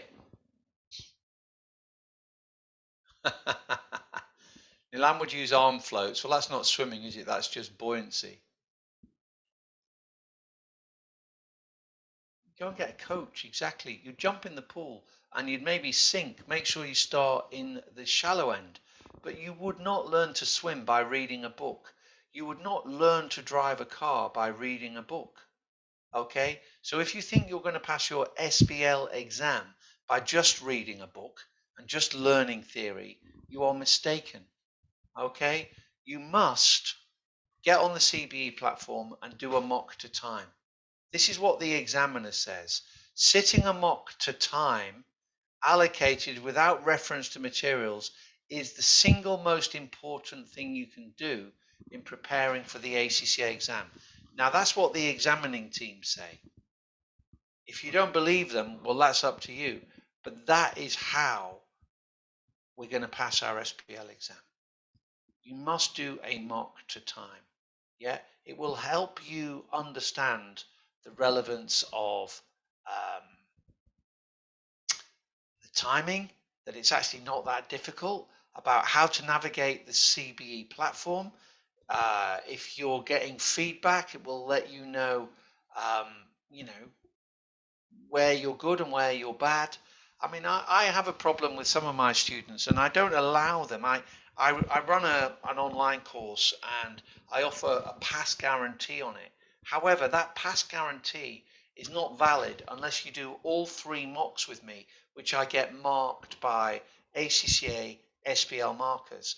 Because I hear students say, "Oh, I'm not ready. I'm not ready." So when you start learning to drive, do you not get in the car because you're not ready? Or do you get in the car and mess up and then reflect on what you messed up on and get better next time? Of course, that's what you do.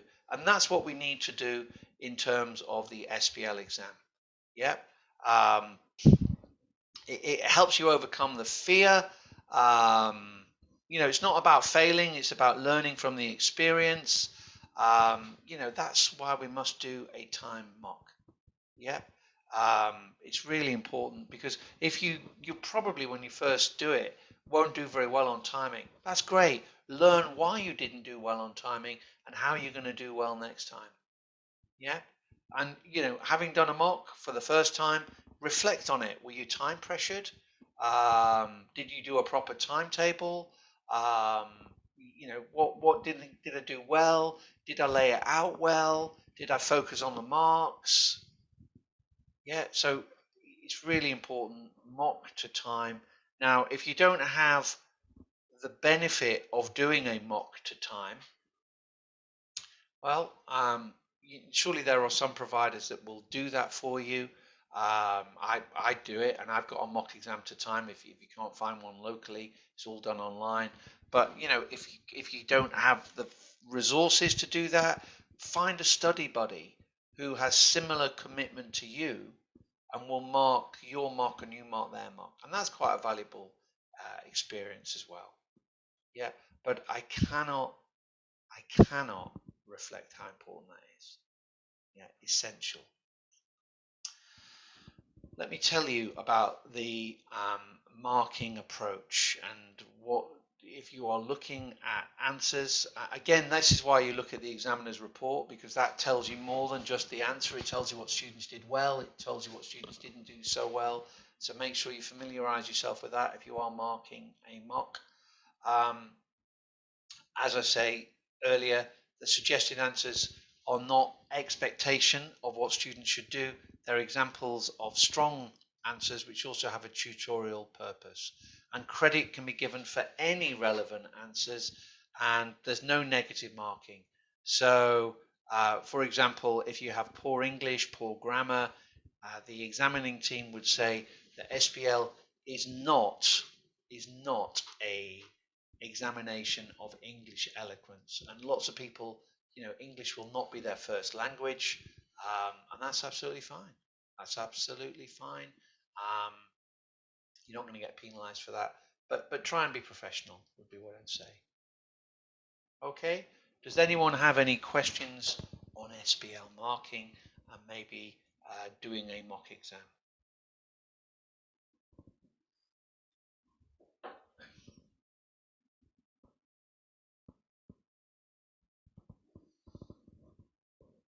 Really important thing to stress.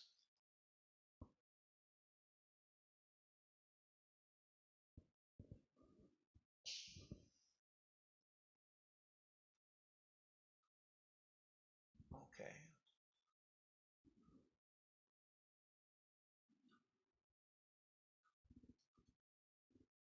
Okay, I am going to ask you a couple more little questions. Emily says, how many sentences should we write for an explanation? I don't think it's a question of number of sentences. It's a question of quality and not quantity.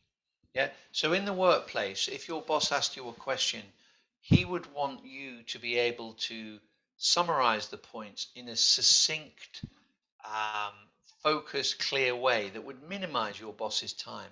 He wouldn't be very grateful if you're going to spend, 7 pages answering it. So I think be professional, Emily, would be, and in terms, a couple of clear sentences should be enough. But again, you need to practice that. Okay.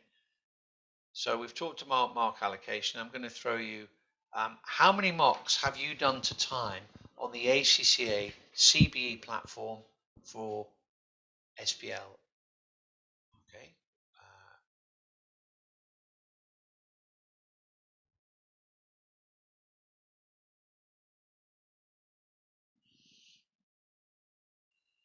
Just be honest.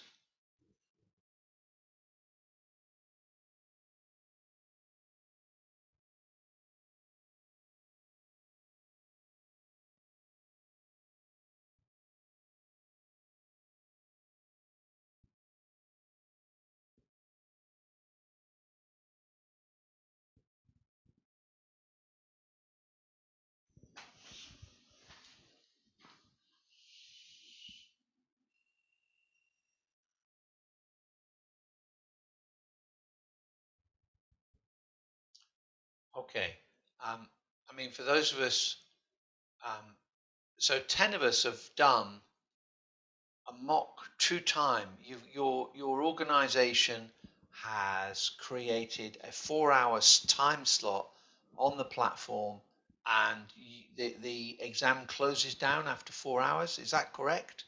Can you just confirm the 10 of us who've said they've done 2 mocks to time, or have you just managed the time yourself?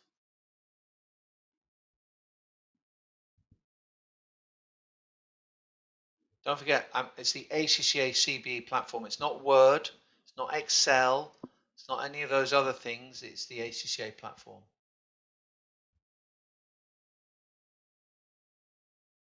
How did we do it? Those of us who've done a mock.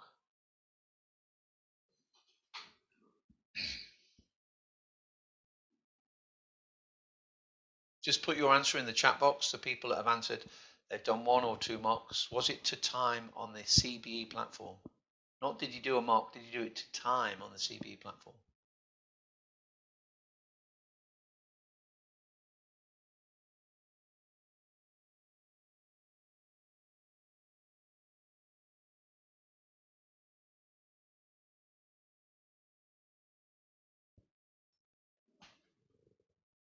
Okay, so Nilam, they timed you timed it yourself. It wasn't actually timed. Okay. Anyone else got an answer other than Nilam who did a mock?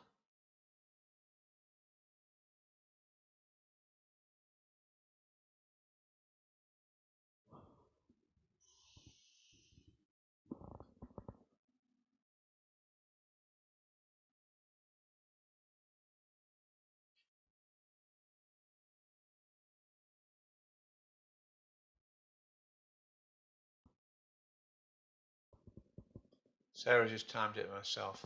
Okay. The rest of us aren't sure. So only Sharon and Nilam.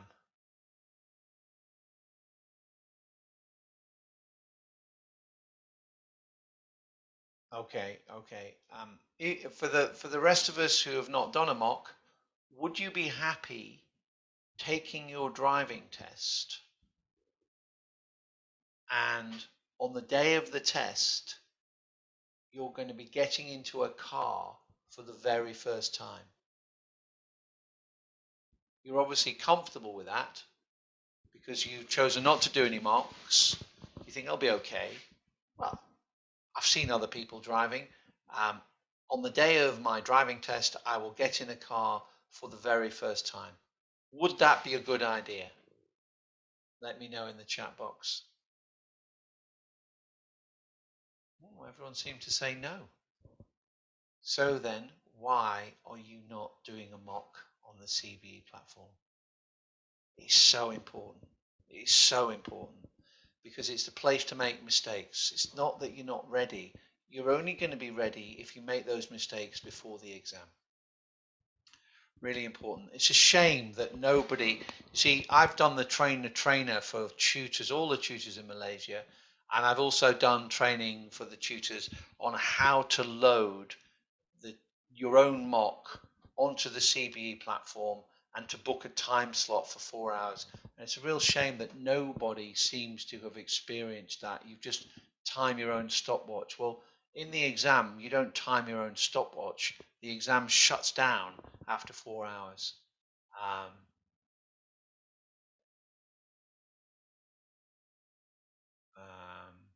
So that's a shame that no, because it is a bit of a hassle.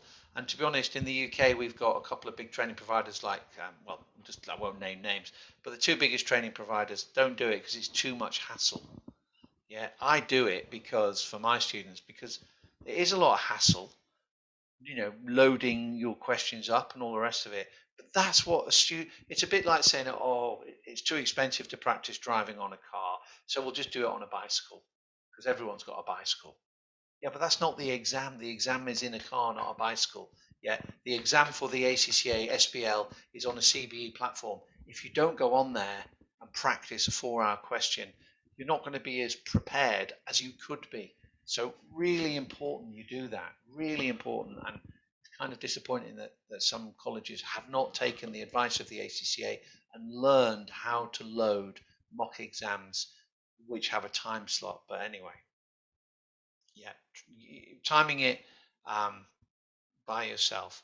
So the next thing I just want to ask as a final statement is, why do you want to pass the ACCA SBL exam? Why do you want to pass it?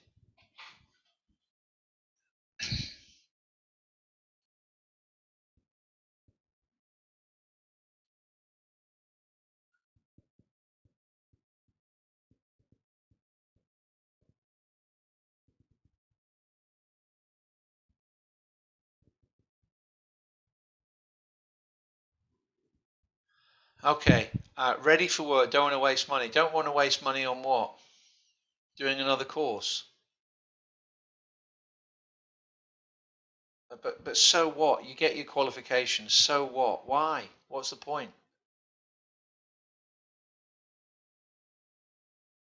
Better job opportunity. Yes. But you get your qualification, big deal. What is the point of getting a qualification? What's it going to bring to your life?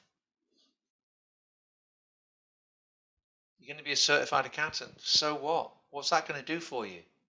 Is that going to get you out of bed? Oh, I'm going to get up early tomorrow because I'm going to become a certified accountant. It's got to be more. The qualification. Why? Why the qualification? You don't want retakes. Okay, well, that's a motivator. You're ready for the workplace. Just because you've got a qualification, there's more than just that. That's paper. I'm just looking in detail. It's all quite small on my screen. Added value. You want to pass to add value. Really? That gets you out of bed in the morning? What gets you out of bed in the morning? Why are you going to do this exam? Why? Tell me. Come on.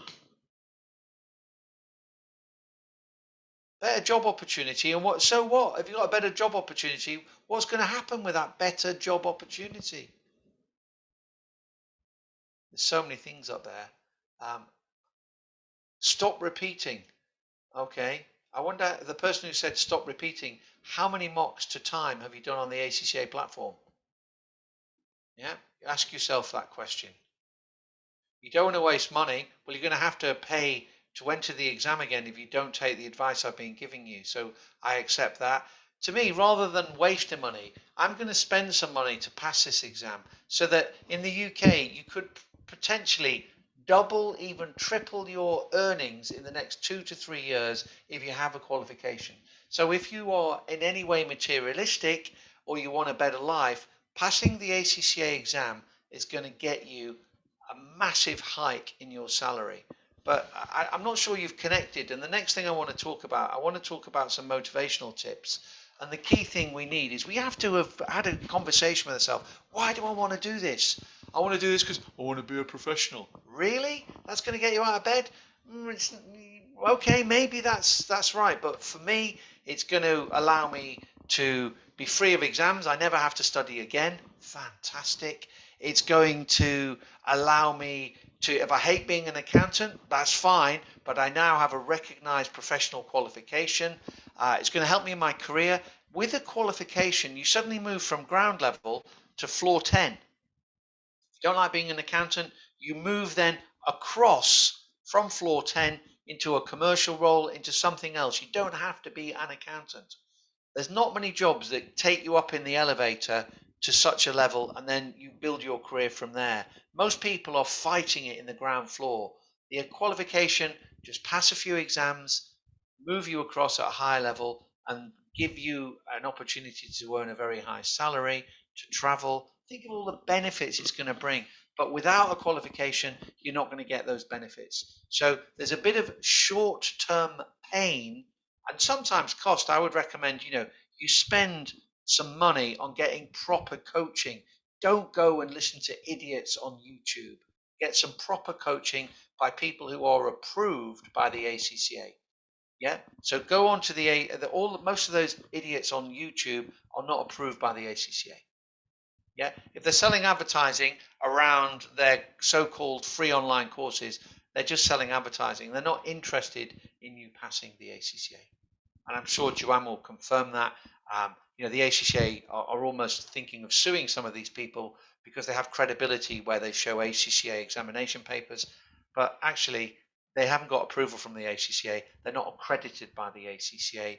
So you need to be going to platinum and at least gold approved providers. Yeah, it's really important. Yeah. So thank you for that. But I do think you have to have a strong conversation with yourself. Why are you doing this? Think about how this is going to change your life. The best thing I heard was I said to a student, she didn't do some homework once. I said, look, what are you playing at? She goes, oh yeah, I'm tired. I couldn't do it last night. And it was like, okay. I said, why not? And then I felt a bit bad. She told me the story. She had 4 kids under 6. So how many kids do you have disturbing your study? She had 4 kids under 6. She had a full-time job and her husband had just died. Yeah. But she wanted to earn good money to send her children to private school. So I said, "Oh, that's tough then. How can I help?" She says, "Well, it's tough because I don't get back from work till about 7:30, 8 o'clock. I then see my oldest kid, read him a story, get some help off her parents to help look after them, and then I'm so tired. I go to bed about 9:30. I said, when do you study?" She says, "Well, it's tough. Yeah, it's tough because my kids wake up about 5:36. So what I try and do is I set the alarm for 3:30 and try and do at least a couple of hours between 3:30 and 5:30. That's what she did every day. What were you doing at 3:30 to 5:30 this morning? Yeah? Ask yourself that question. Did that lady pass? Of course she did. Why did she pass? Because her heart was in it. Yep. And you have to have a conversation that connects why you want to do this exam. If it's because I want to be a professional, I'm not sure that's going to get me out of bed and raving to go. You have to get some clarity in your mind why you want to pass this. For many of you, as you say, it's your last exam. Get it out of the way. Get on with doing something else. But that is how we're going to be most motivated. Okay, I'll talk to you about some other things on motivation, but that is important. And it can't be because I want to be an accountant. It's got to be something more than that. What will being an accountant bring for you? Okay, so let me move on to our next session.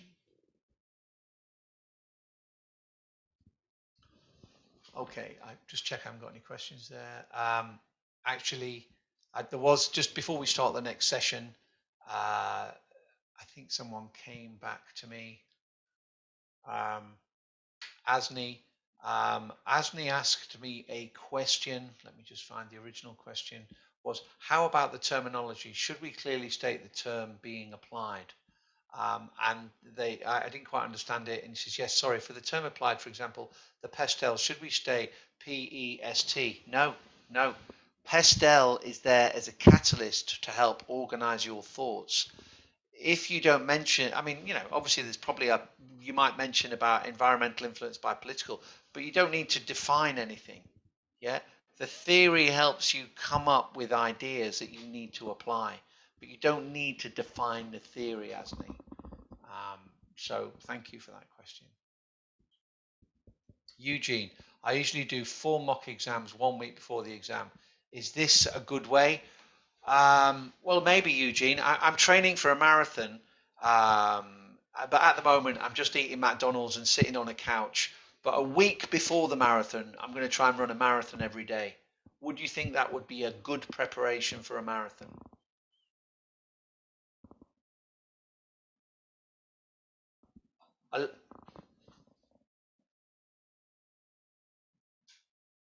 Yeah. So Olympic athletes, the Winter Olympics are on at the moment. I know Malaysia doesn't have a lot of snow, so maybe you're not doing a lot in the Winter Olympics. But do you think these Winter Olympic, the Winter Olympics in March, they started training in about February, did lots of training in the 2 weeks before the Olympics?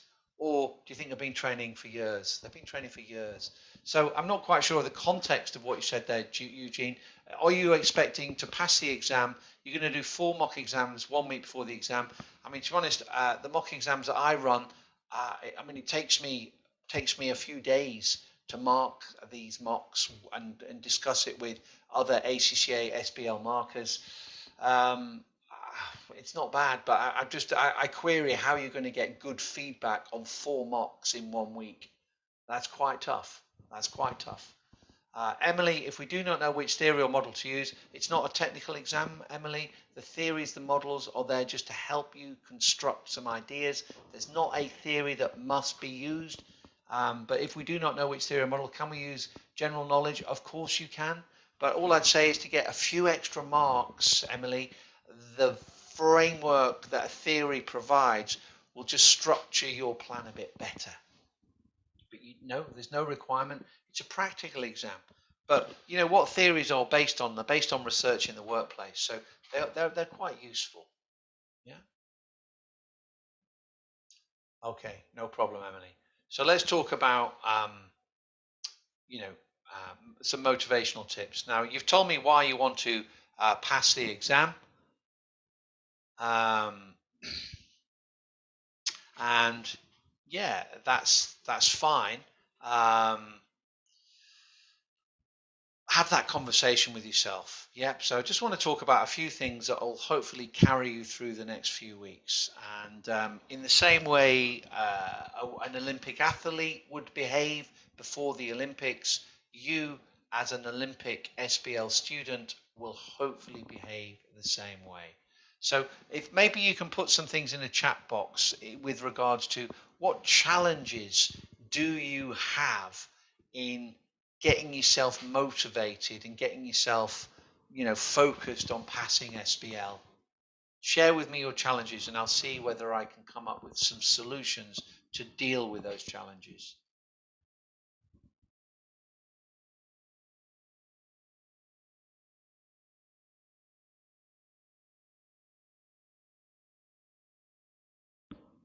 Give you a couple of minutes to think of them.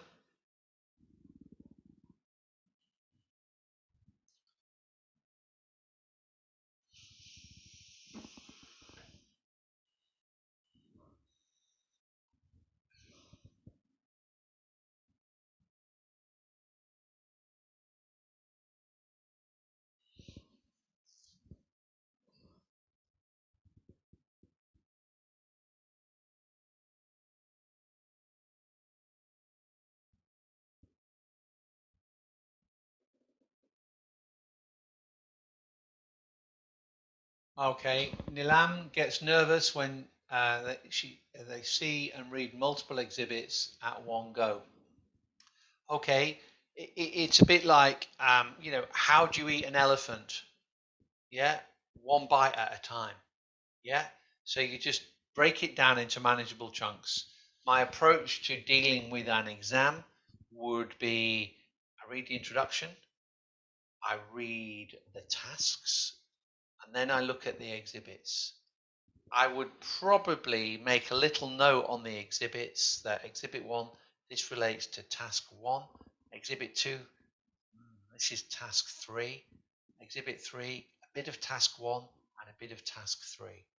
Yeah, and so to help me remember, because as you say, there is a lot there, Nilam, to take on board, and you need to break it into smaller chunks.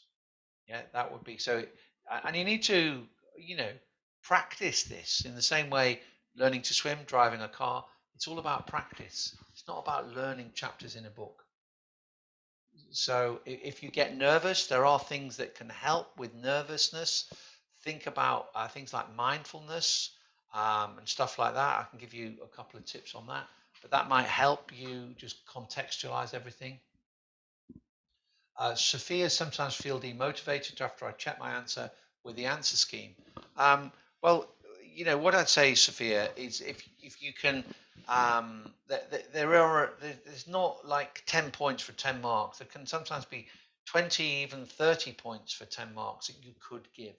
And there's not a right answer in SBL. And that's why it's good to try to get a decent coach to give you decent feedback.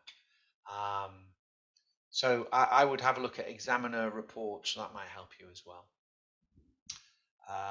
Eric says, hard to build proper sentence on my point. Okay. I mean, that again comes with practice, Eric. It comes with regular reading of business English. So if you're reading the language of a business journalist, that language is the similar language which we should be using in our SBL exam. So that's what, but again, practicing, developing, doing mocks to time. City, I have sat for exams a few times, helps lose confidence. I'm feeling lost. What I should do to pass? If that is just the SBL exam, City, you need to think about what do I need to do to pass this exam. Yeah, you might need some coaching from someone else to get it out of the way. You might think, oh, I'm going to have to pay money for that. Okay. You're going to have to pay. How much money have you paid for your exam entries every time? That's a big cost. If you invest in some decent coaching and pass, how much extra money are you going to earn?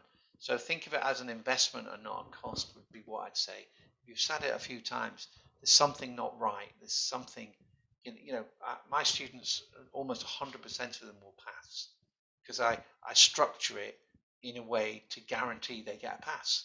So you need to look at why you're not passing. Huda said, went through past year questions and different industries in the questions, feeling a bit overwhelmed. Yeah, I've heard that. What difference does it make? Customer service in an entertainment industry, or risk in an entertainment industry, risk in a retail industry, risk in a charity. They're not that different. So I'm not sure why you're overwhelmed or I mean, just tell yourself, you're telling yourself that lots of different industries I don't understand. If I don't understand an industry, say I don't understand an accountancy industry, a practice, well, I might try and relate it to a legal practice, which is a similar professional business, or an actuary practice. Yeah, but don't tell yourself I'm scared, because whether you tell yourself, whether you believe it or disbelieve it, it's true. So please, you need to have positive conversations with you, not telling yourself that, oh, I don't know the industry. The industry hasn't been announced. You just need to think practically. So so please don't talk yourself into being worried.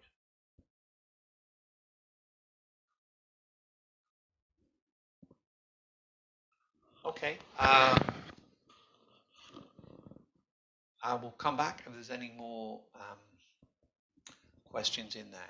So let's have a look at some motivational stuff. Well, the key thing, I think, as with an elite athlete, is you need to use the next few weeks to make sure your brain is in tip-top condition, your attitude is correct, and essentially we need to be study fit.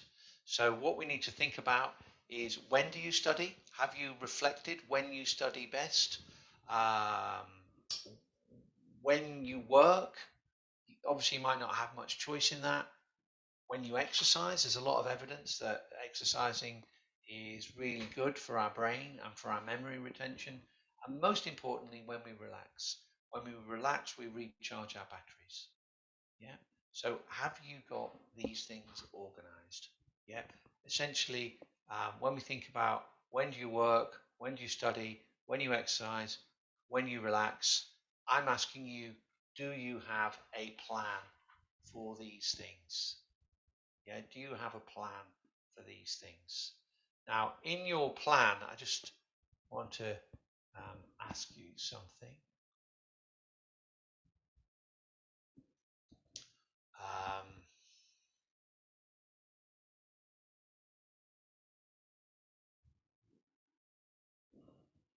Bear with me a second.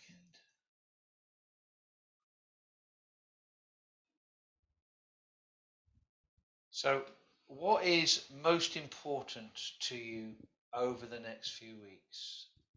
Yeah, just answer me the question.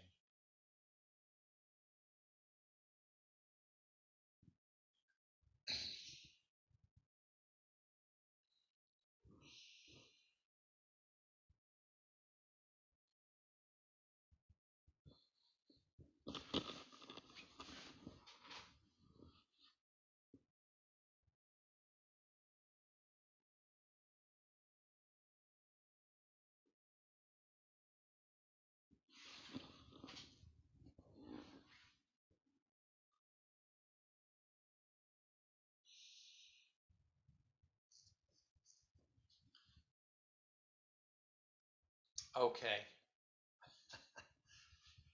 20-second warning, 20-second warning, and then we're going to talk about it.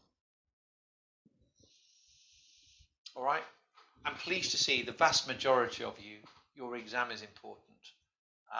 One person, their job. Okay. Why are you taking the exam if your job is that important? I mean, we have to earn money. Two people are worried about their cat as the most important thing, and one person is worried about their boyfriend. I hope you're being ironic and funny there, because I really would get someone else to worry about my cat. I'd even get someone else to worry about my boyfriend. Yet, if they're not going to be, if your cat and your boyfriend are not going to be tolerant of a few weeks of you being out of the game, they're not worth it. Yeah. Okay. So, I'm pleased to see your attitude is correct. So, well done. Well done. It should be all about the exam. That's what's important. And we need to make sure we have a plan.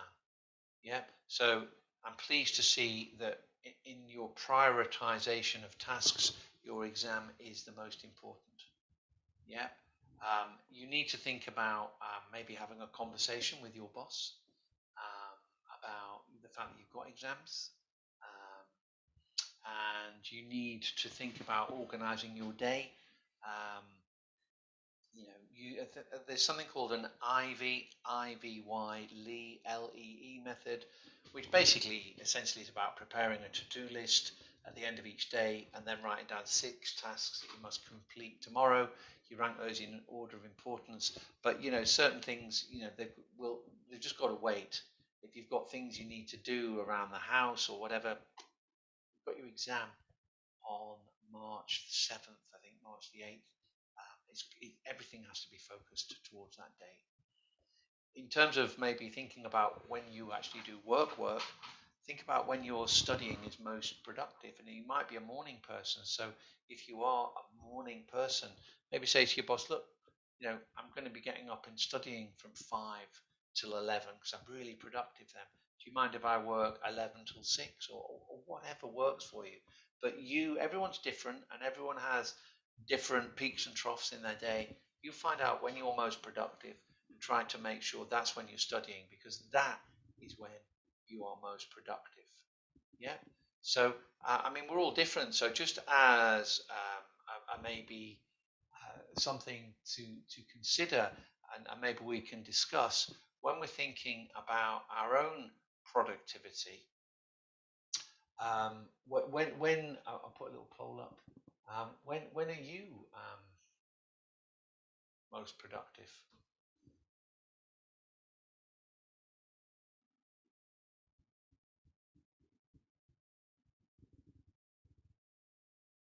Wow.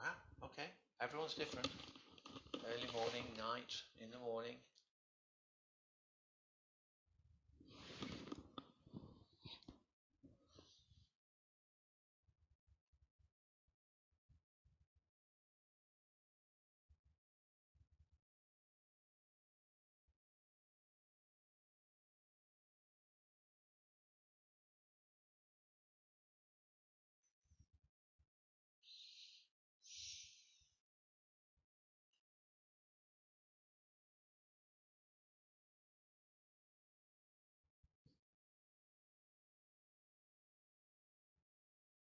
Okay, these are all good. Wow, 2 a.m. to 10 a.m. Are you joking? Or you're a werewolf or something? 3 a.m. to 11 a.m. Wow. Okay, well, it's not for me to tell you when you're productive, um, but yeah, whatever works, whatever works. I mean, you're all over the place. 2 till 4 p.m. If that is the case, you need to make sure that maybe think about when you take lunch and maybe see if you can take a longer lunch to get into that sweet spot. We've got to be careful with stimulants. If coffee is a stimulant, personally, I can drink 10 cups of coffee and it doesn't affect me. But if it does affect you, just be careful on that. And also, um, be careful about studying after a load of, well, food. I'll talk about diet and exercise, but if you're just eating a load of white rice or bread or potatoes, like uncomplex carbohydrates, they give you a big glycogen dump. Your body can't deal with all that simple carbohydrate. Sweet drinks, energy drinks, again, really bad because they give you a big energy jump and it just makes you feel sleepy. So be careful about diet. Exercise can help as well, but all different times of the day. So thank you. That's interesting. What you say there. Um, sorry, I've just put that. So we've got all those there. Let me go back to where we were. Stop sharing this. And I want to go back to when we are most productive.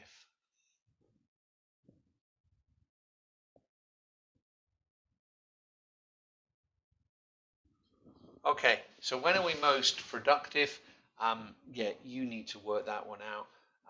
But the other thing we need to think about, if we haven't already done so, is to not need any motivation to do things. We need to establish a routine. If things become a habit, that can stop us procrastinating. We just do it. So if it is between 2 and 4 is when I study. If it is between 3 a.m. and 11 a.m., that's when you study. Yeah. But make sure this routine considers when you're most productive. And if you just do it as a habit, you'll just do it. It will take time though. We're getting close. Um, I think whatever we do, we need to be consistent in our behavior. So if you really do study 3 till 11 a.m., that's fine, but maybe you sleep a certain time as well. Really important that we're not sleep depraved because that's going to affect our ability to absorb information. Yeah. When are you in maximum state of flow? I think the person stating 2 till 4 is someone that's really understood when they're in the zone. Try to find out when you're in that zone. Yeah. The room, the place, the time. To motivate you to do things, I think you need to break your day into shorter, smaller chunks because they've got set deadlines. Um, so have a specific time when you do things. Um, like how do I, the exam's too big, as I said to you, how do I eat an elephant? One bite at a time. Yeah. So break things down into chunks, into targets. And yeah, that's what you need to do. Yeah. So yeah, make sure you do that. Have time to do mock exams in there. Have time management techniques. Some people, again, this is a very disturbing thing. Your mobile phone, I would lock it away. I would use an alarm clock to break my day down into 25-minute sections or something like that. A technique that does that is the Pomodoro. You might have heard of that. Pomodoro. There's various apps on the phone that do that. Just make sure you turn out all the social media off. Um, it kind of does 4 cycles, and where you get a 5 or 10 minute break after each cycle. And then after 4 cycles, you get a 30-minute break, and then it's half an hour, 5 minutes, half an hour, 5 minutes, half an hour. So it works quite well. It's proven by psychologists. Yeah, so make sure you do that. The also important is reward yourself. There is time in your diary to go and have some fun. and you get that reward if you put the effort in. Yeah, you should also have had the conversation about the long-term reward of passing this exam. Yeah, finish the next two pieces of, finish the next two questions, you can have a piece of chocolate. Yeah. What else do people do? People create chains. I don't know if you've heard of this. Where people don't want to break the chain. So you make a target each day not to go on social media and record whether you do it or not. So the longer you avoid it, the more you'll be motivated not to break the chain. It's kind of what people try undergoing, drink and drug rehabilitation. Don't have a drink. I'm now sober for 7 years. 30 days, and they've done it for 7 years, 30 days, they don't want to break the chain. So try to create chains. And also, I'm not sure, maybe some people talk about 0 days where they do nothing. And that's a reward that we said, you're not doing anything on this day. So yeah, that's another thing you want to try and do. Focus on energy levels. Think about people. Well, the psychologists tell us if we're tired, we're more likely to procrastinate. Yeah, so really think about your sleep, really think about that you're hydrated. That can affect your ability to concentrate. So make sure you're drinking lots of water. Yeah. Think about exercise. There's a lot of science to prove that people who exercise are better at absorbing information. Also, if you're stressed, when you exercise, the only way to get rid of stress is caused by a chemical called cortisol. The only way to get rid of cortisol is to sweat it out. And also, when we exercise, we create a chemical called an endorphin, which is a happy chemical. And these happy chemicals also are very good at counteracting our negative stress chemicals, which are known as cortisol. So really a lot of benefit on exercising. Some people get moved with a bit of music. If you get a bit of energizing music, whatever works for you, whatever works for you. Also, think about your work environment. Make sure it's tidy. Make sure it's regular. So again, when you go back to a desk where you work, boom, that sends a signal to your brain, time to work. When you leave that area, time to play. Yeah, so make sure we do that. What else would I say? Well, yeah, your work environment, remove clutter. Also, what are you feeding your brain? So think about, try to, I mean, you can research this online, but as well as hydration, if you are going to eat carbohydrates, complex ones, they take longer to break down. So brown rice, not white rice. Um, White bread and all of that is just like glycogen dump, makes you sleepy. So, slow release carbs, proteins like nuts are very good nutrition for the brain and the learning. So try and do that, and put time in the diary to go for a walk around the block or walk the dog or whatever. Yep. So what else would I say to you? Well, I've said to you already, do a mock to time and get it marked. Really important that you do that. I would also say have a look at some articles I've written. I wrote a load of the ACCA commissioned me to write a lot of articles. They're available on Student Accountant. If I was to just go on my phone, I've got a Student Accountant app. Let me just show it to you. I'm assuming you have it as well. So if I go onto my Student Accountant app, you can probably see there's lots of articles there about study and stuff like that. If I was to look at maybe the ones I've written, I think you can just, yeah, so I don't know whether you can see them, but I've got various ones here: techniques for study, time management, how to get the most out of revision, preparing for exams, motivation. So have a look at those. These articles are, quite well researched. One about having the conversation with yourself, get a visual. So put a picture on your wall about passing the exam, where it's going to take you. uh, about how to plan your route to success. That's really important that you do that. What else would I say? Um, I'd say, okay, this is great, but how do we implement these ideas?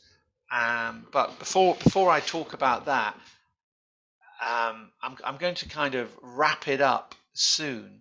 So, as I say to you, I'm going to give you a kind of 10-minute warning.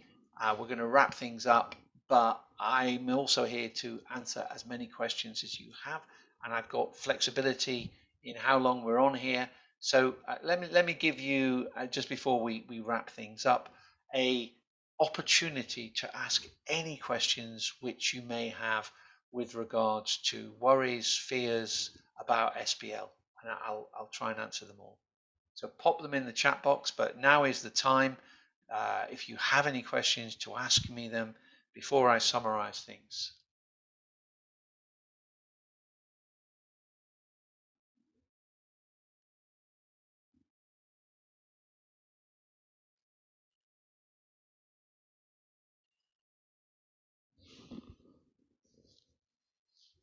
Give you a moment to.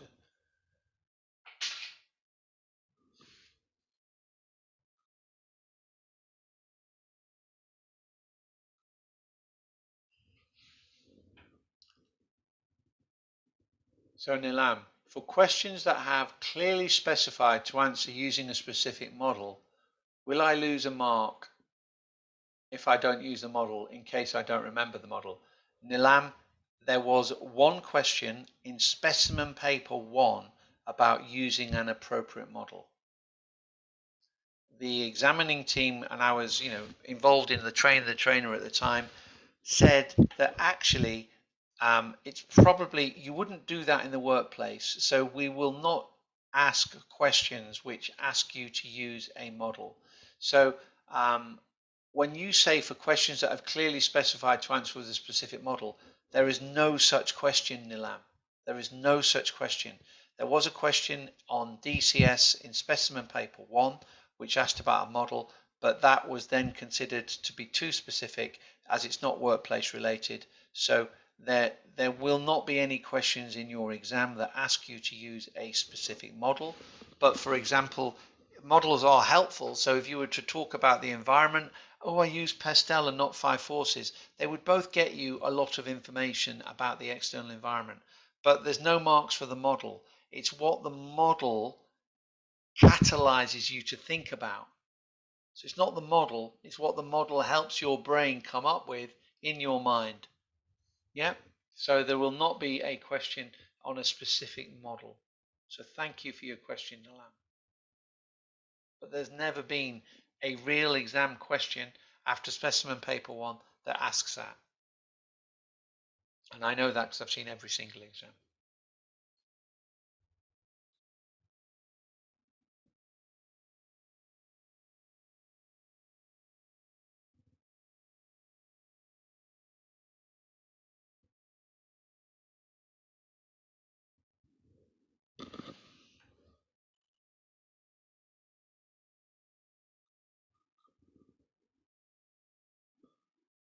This is your time to answer questions.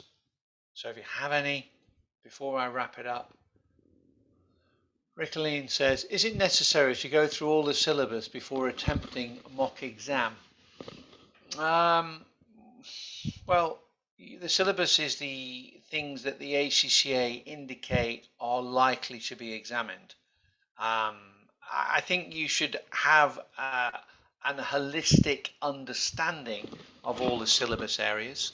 So if I was to just, go back to what we said earlier when we talked about the syllabus, you should have an appreciation of, the areas of leadership, governance, strategy, risk, technology, control, general finance, and general change and performance excellence.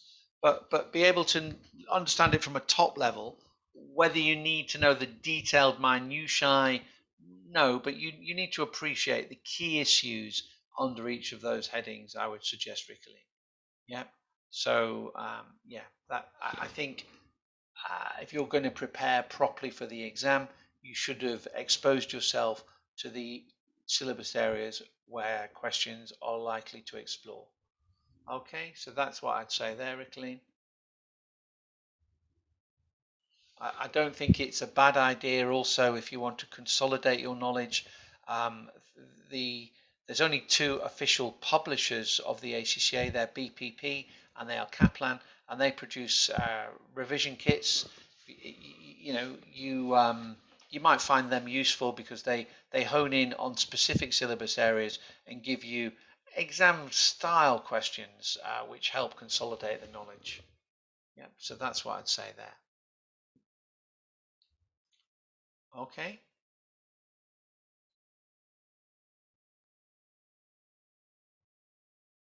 Alrighty. No problem, Ricolene. Is that all that we have? Is that all that we have?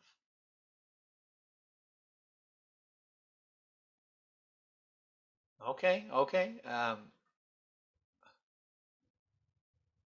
Nick says, what should you do the day before the exam? Well, I would say, Nick, would you run a marathon the day before a marathon? Probably not. So just gentle consolidation of knowledge. Don't do too much. Don't wear your brain out the day before the exam because it's not really going to be very useful. Okay.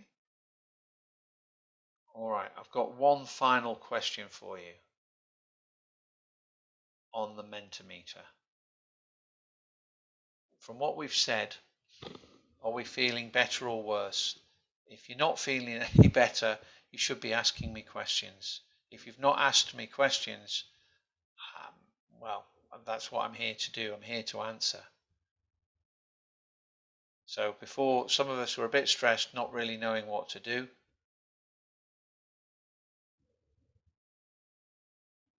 Eugene's asking me, can I use APM knowledge in SBL exam? Yes, that would, I mean, it will draw probably more PM knowledge than APM knowledge, but APM and SBL are quite linked in that they require you to think laterally. Really, you shouldn't be doing APM before SBL, but if that's what you've been, I mean, my advice to tutors would be, and to students, you should do SBR before AAA, and you should do SBL before APM, because SBL is very helpful to APM, but not really the other way around. But yes, you can use knowledge from all papers. It's a practical exam. Yep, and your general knowledge of what you've studied is useful. So PM, FM, even a bit of tax, but not detailed stuff. Just appreciate the consequence of those things. So I'm not sure whether people say, "Oh, watch the recording," but for those of us who are responding to the, I think there wasn't many of us super confident before. There's only one of us. Okay. Well, it's interesting. If you are motivated and you are focused, thank you for your responses. You want to pass this exam. You're here. And feel confident that you will pass. It's about attitude. It really is. If you want to pass this exam, if you're hungry, or if you, or there's a TV show coming on, I'll watch it on record. Hey, it's up to you. I'm not, I'm just here to advise. It's got to be in your heart. It's got to be in your heart that you want to pass this. And if it's not yet, there is still time. There is still time. But if you're still not confident, I'm happy for you to ask me questions on how to make it that way. Okay. So just, so that would be the results of what we've just had there. So great. We're all confident, and that's great. So let me just wrap things up then. 1 second.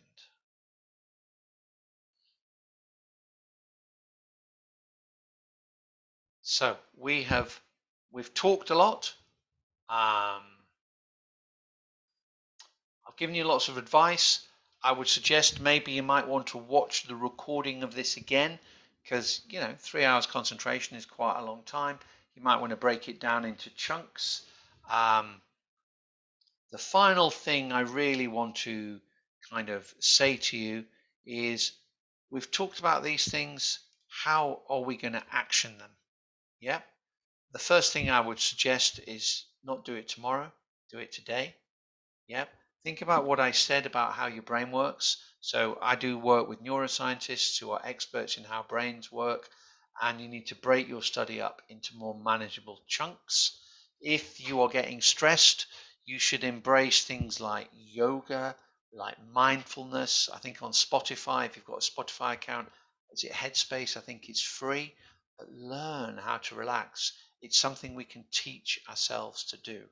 And we don't want our brains flooded with cortisol, because that's going to cause us to have tunnel vision and not do very well in the exam. So, we need to be mentally strong. People who are boxers and sports people are mentally strong so that they play the game they want to play. They don't react emotionally. They are controlled. And mindfulness and headspace will do that. The other thing that's going to help you, which might seem strange, but exercise and diet are going to have a major impact on your ability to be successful.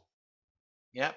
And what we've said is only really of any value if you embrace it and take it on board and action it. Yep. So I'd like to thank you very much for your questions, your inputs. It wouldn't be as good a session if you didn't do that. If you want to contact me, I have a website where I share some ACCA information. I have an email. I also put a lot of stuff on LinkedIn. So if you follow me and connect with me on LinkedIn, it's fine. I'll be putting a lot of stuff up there about exams and what you need to do. Have a look at those things. I also, WhatsApp. I tend to use WhatsApp for my students as opposed to queries.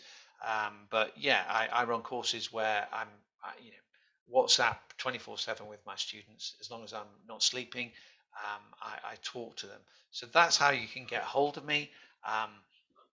What you need to do is just be organized, need to be very clear what the prize is. Do you have your eye on the prize? Have you established what that prize is? If you have, that's going to really help in your motivation. Yep. So thanks for your attention. Thanks for listening. All the very best. Please go on the ACCA platform. Please do a mock to time and try and get it marked. And look after yourself over the next 3 weeks, and you will nail this exam. I'd like to say a big thank you for the ACCA in Malaysia for putting this on. Thank you, Joanne. Thank you for Ryan for being in the background. It wouldn't happen. So thanks a lot. But believe you can pass this exam. With what I've said, you will pass it. So all the very best. I wish you well.